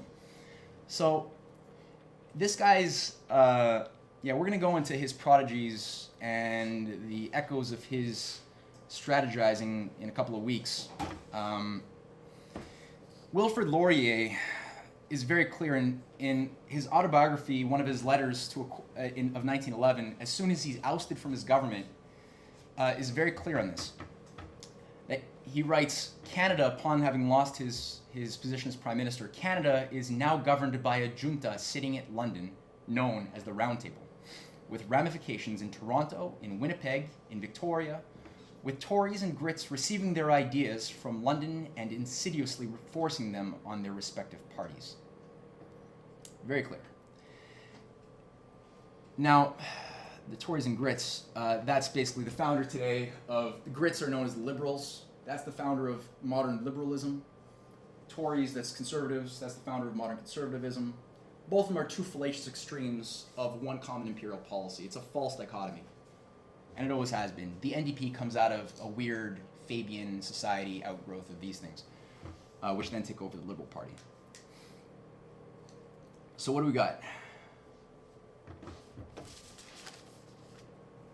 Under the leadership, when America is itself and is committed to principle and progress, Canada has expressed its Promethean identity in an ever more clear way.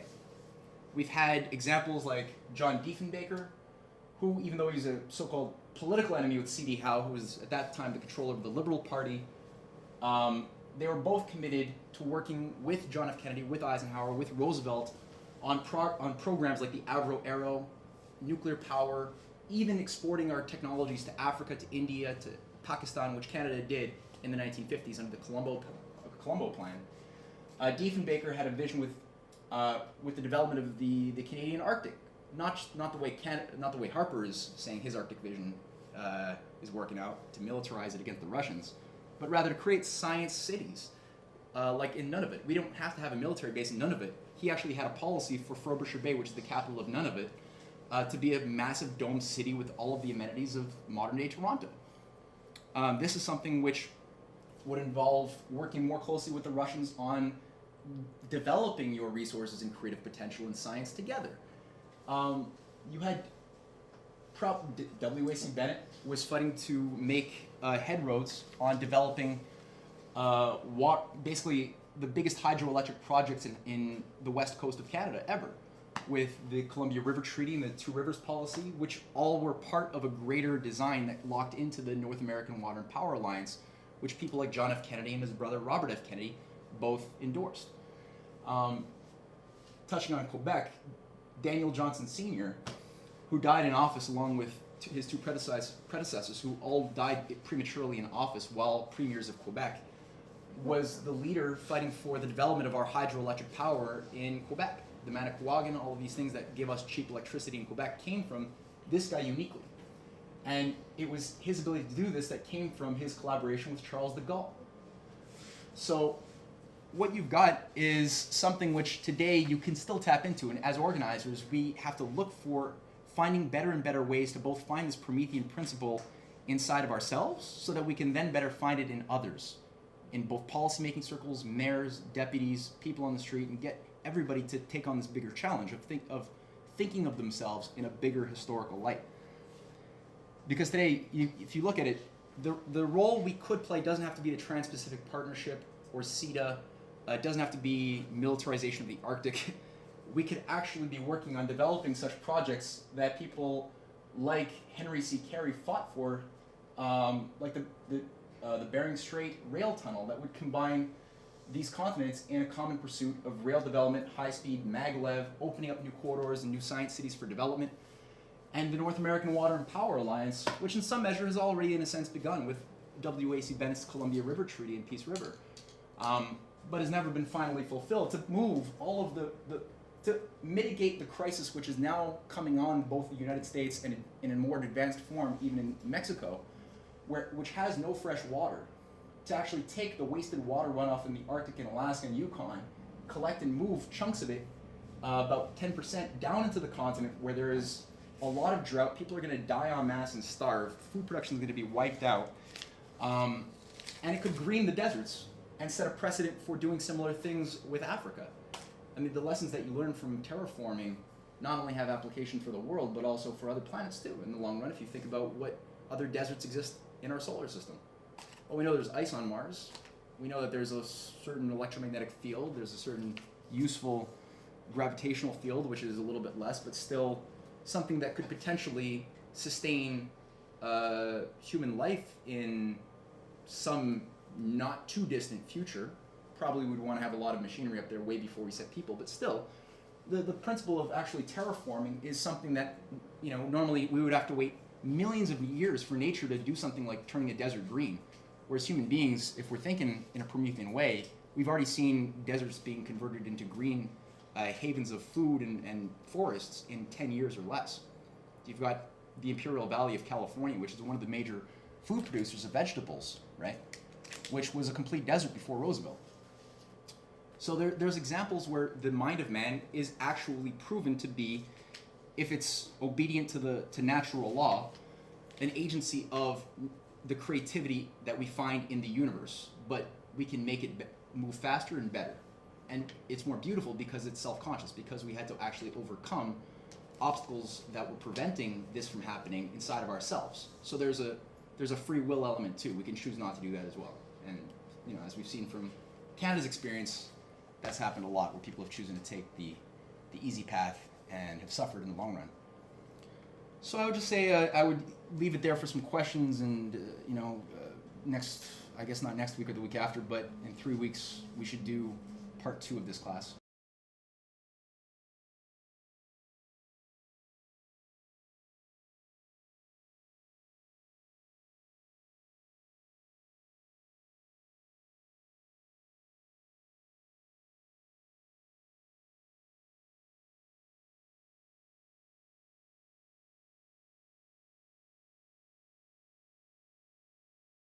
Report from the Observer writes that this bill includes a non-binding provision that states that if Israel takes military action in legitimate self-defense against Iran's nuclear weapons program, the U.S. should stand with Israel and provide, in accordance with the law of the United States and the constitutional responsibility of Congress, to authorize the use of military force, diplomatic, military, and economic support to the government of Israel in its defense of its territory, people, and existence.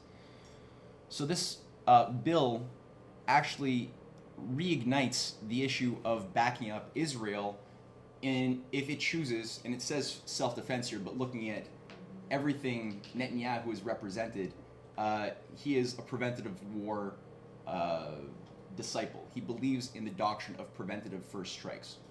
We've seen that by the fact that he's bombed, or he sent the Israeli military to bomb Syrian military bases up to 6 times during the Syrian crisis. You have the assassinations of Iranian scientists, again illegal, the use of terrorists like the Mujahideen al-Khalq by the Israelis to assassinate these people. You have, this guy is completely nuts, and on top of that, he is a disciple of the burn the earth doctrine. He actually believes burn the earth. Scorched earth. Yeah, Burn the earth. like he's like a Zionist version of George Bush, who simply believes that it's man's duty to bring in and usher in Armageddon to bring in the Messiah. And George Bush kind of believes that the only difference is that he believes, along with the neocons like him, that it's man's duty to bring in the apocalypse to bring the Messiah for the second time. So they get along on principle, right? These guys are fanatics, and by binding the U.S. military to back them up, this is pretty much the most stupid thing that anybody could imagine. Now, the weak point in this, as we saw, is the 9/11 issue, that Bandar bin Sultan, and as you mentioned, the 28 pages, cannot keep this secret anymore. And a federal court judge, in the context of the 28 pages that have been classified by the 9/11 report, that deals completely with the Saudi government's role in financing the support base for the Saudi 9/11 operatives that took out the twin tower, or actually the 3 towers that were hit by 2 planes in 9/11. These 28 pages now have resulted in such a clamor in the population, in the 9/11 families whose family members were victimized in that operation, that a New York federal court judge has actually now allowed for, he's taken away the diplomatic immunity that the Syrian government was given by George Bush in 2005, so that they could not up until now. Saudi. Did I say Syrian? Syrian. I'm so sorry, I do that a lot, and just correct me with this. So that the George Bush government had given to the Saudi government in 2005. So now this does allow for the suing of the Saudi government for as many things that can be proven that they have done. And there are many things that are very evil that have been proven. And as you mentioned, these 28 pages will reveal a lot more. And there are resolutions in the House of Representatives to reveal these as it stands, with a lot of support and growing. Which, if you actually put the light on this thing, you're not only going to cut out the danger of a breakout in Syria, because without the Saudis financing the terrorism, there is no terrorism. Without that, there's no safe haven for the opium trade in Afghanistan to be converted into heroin, protected by certain mercenaries like the Canadian military in the Helmand province and the Saudis. Without that infrastructure base, you don't have that. Russia doesn't have anything to worry about in the Southern Caucasus or in the Sochi Olympics without the support of these terrorists. The Chinese have undertaken now. Helium-3 mining of the moon. This is now a national intention by the leaders of the Chinese government towards going to the next phase, which involves now taking the lander that they've just installed there, this rover, and bringing about a multi-phased approach where a full-time moon colony will be designed in the near-term future, and an intention to mine helium-3 for the specific purpose. Well, helium-3 only has one purpose. Right? For those of you who have been on the website, we know that the question of fusion power is the key. So you have a positive application of creative problem solving right now to get outside of a closed system of logic, which is driving us into war. And when you look at what's going on in Ukraine, since that has been in the newspapers but just completely misrepresented, this has nothing to do with the fact that the people of Ukraine just want to be part of the freedom and democracy that's represented by the Eurozone. No, anybody with half a brain has been looking at the Euro collapse and have noted that that is a complete Titanic of a dictatorship, which is striving right now to slaughter big chunks of the people living in Greece, Portugal, Spain through austerity, through bailing out of the private banks that have speculated with their national debts. And Ukraine was just another victim country that was supposed to be, according to the European Free Trade Agreement, which was what they rejected, this is what they backed out of signing, in order to work more closely with Russia and China. The conditions of that free trade pact involved destroying their industries, their production, and converting them completely into an agricultural exporter. Right? And this also involves forcing them to cut off many ties with their ally Russia, who is vitally important to them and them to Russia, because they are such mass producers of high technology manufactured goods. And to be a sovereign country, well, it's impossible to have any claim to sovereignty if you cannot produce an advanced manufacturing and technological base for your own society. If you're just an agricultural exporter, you're not going to go very far. So this is where the NATO expansion aspect is very important. This has been now underway for a number of years, where countries that have been put through a form of shock therapy during the course of the perestroika in the 90s, where liberalization just raped these countries of all of their production, and it introduced more and more free trade, like Georgia, Ukraine. These countries have been targeted to be absorbed into the whole NATO bloc, and Ukraine was very high up on the list. So had that actually gone through, it wouldn't just be a destruction of the Ukrainian economy, but also, well, as we've seen with the case of Poland, Romania, even the Czech Republic, the installation of the anti-ballistic missiles would have gone in Ukraine as well. And this is what the Ukrainian government has rejected. So the uprisings that we see right now in that nation are not the people as such. When you actually look at who's financing these things, it's George Soros, you're dealing with the most psychopathic speculators of the Eurozone and Wall Street, who are promoting massive anarchy across the board for regime change. And that's really, at the end of the day, the issue. So, where is this? And again, you know, you're not going to get this if you're looking at just Canadian press. You really have to take a broader scope. You have to use the LaRouche PAC website. We have to follow this stuff to actually hold in our mind what's really going on, because we are entering a new phase of human civilization.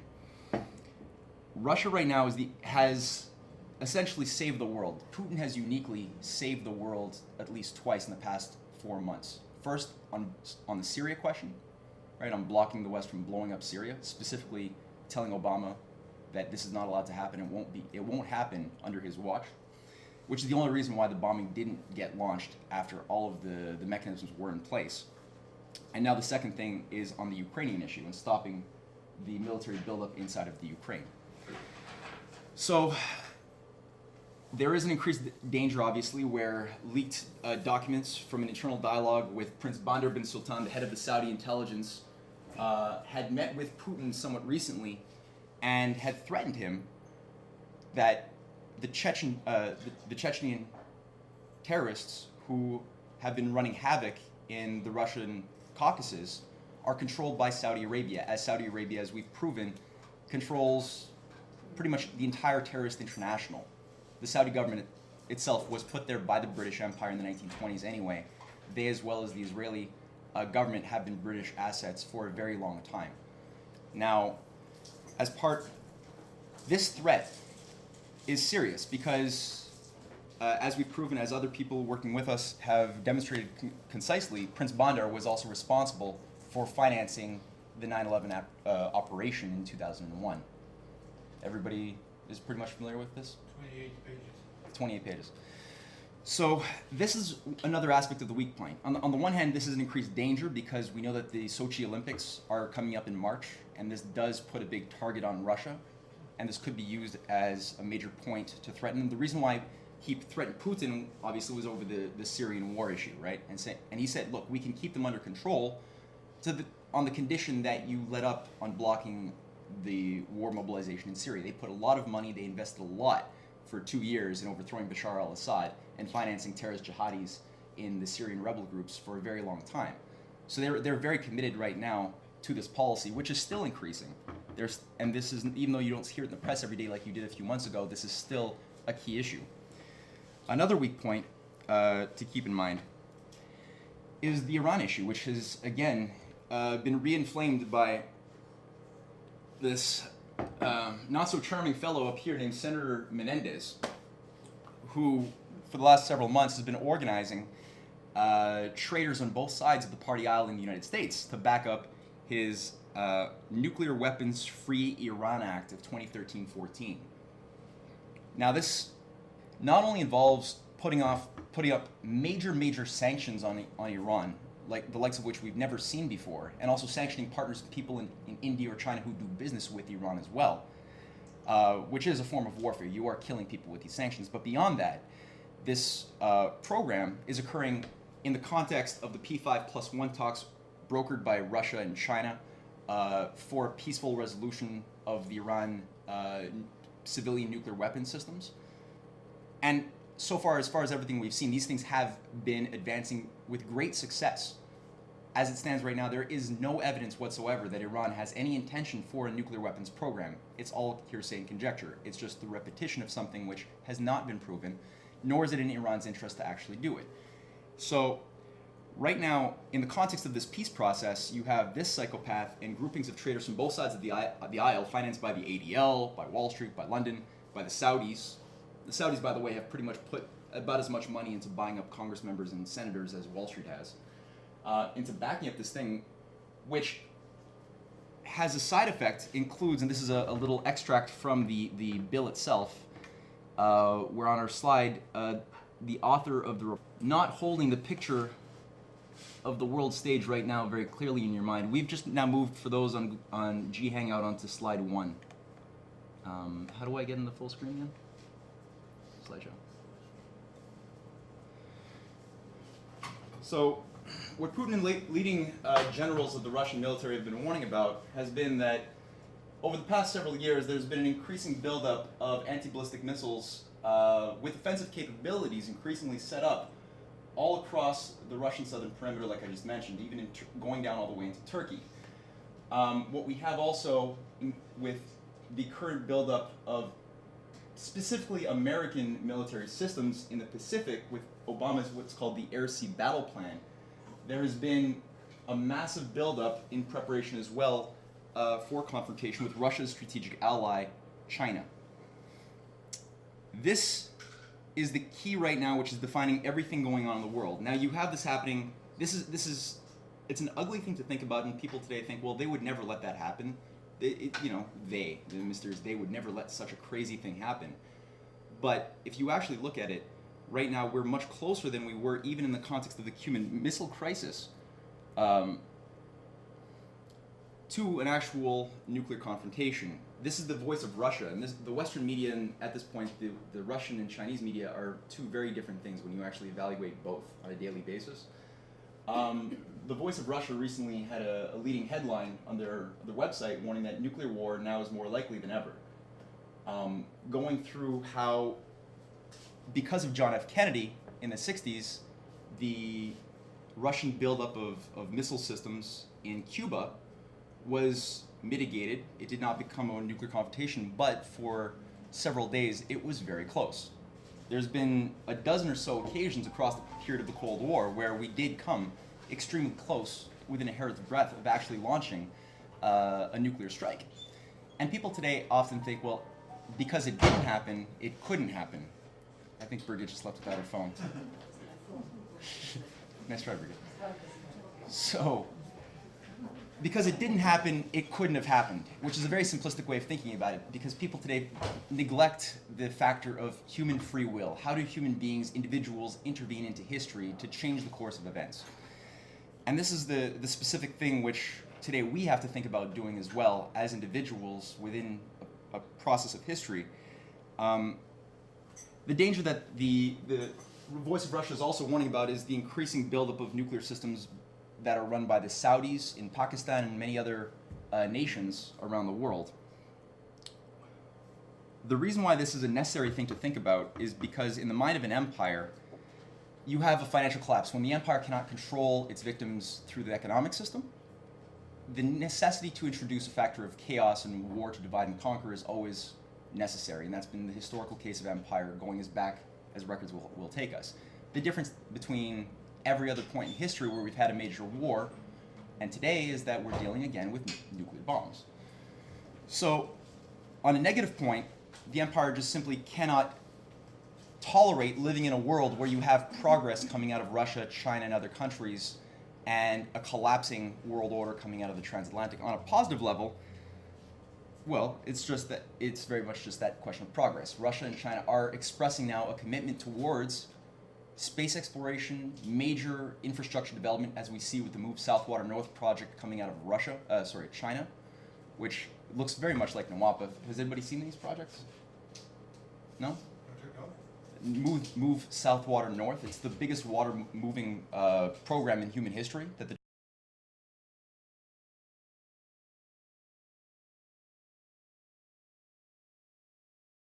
So I thank everybody for coming.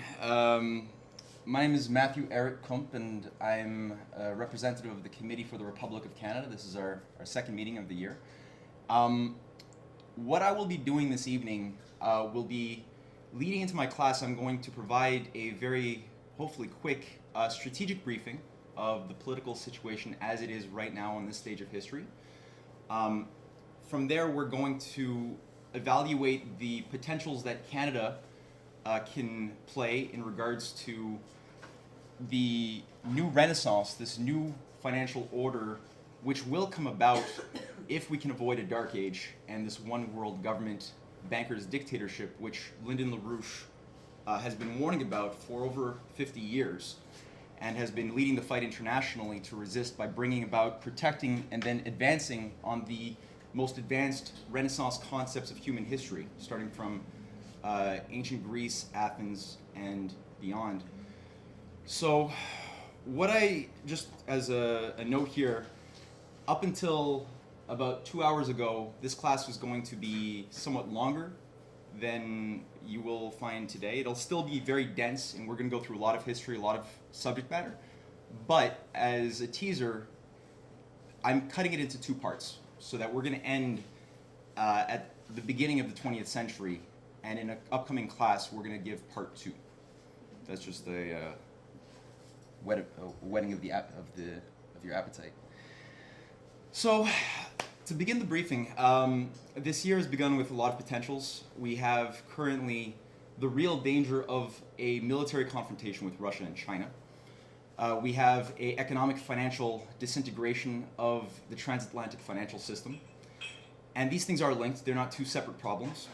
And we have the great possibility for a fusion-based economy and a restoration of the principles that we last actively saw in the United States, Canada, and even in Europe with John F. Kennedy and de Gaulle and the great humanists who actually fought against this Malthusian lobby that's been seeking depopulation and global governance for a very long time. Now, I'm going to begin with a brief video. Not even 20 seconds long. Довод НАТО таков. Ракетный щит возводится не против вас, а против Ирана.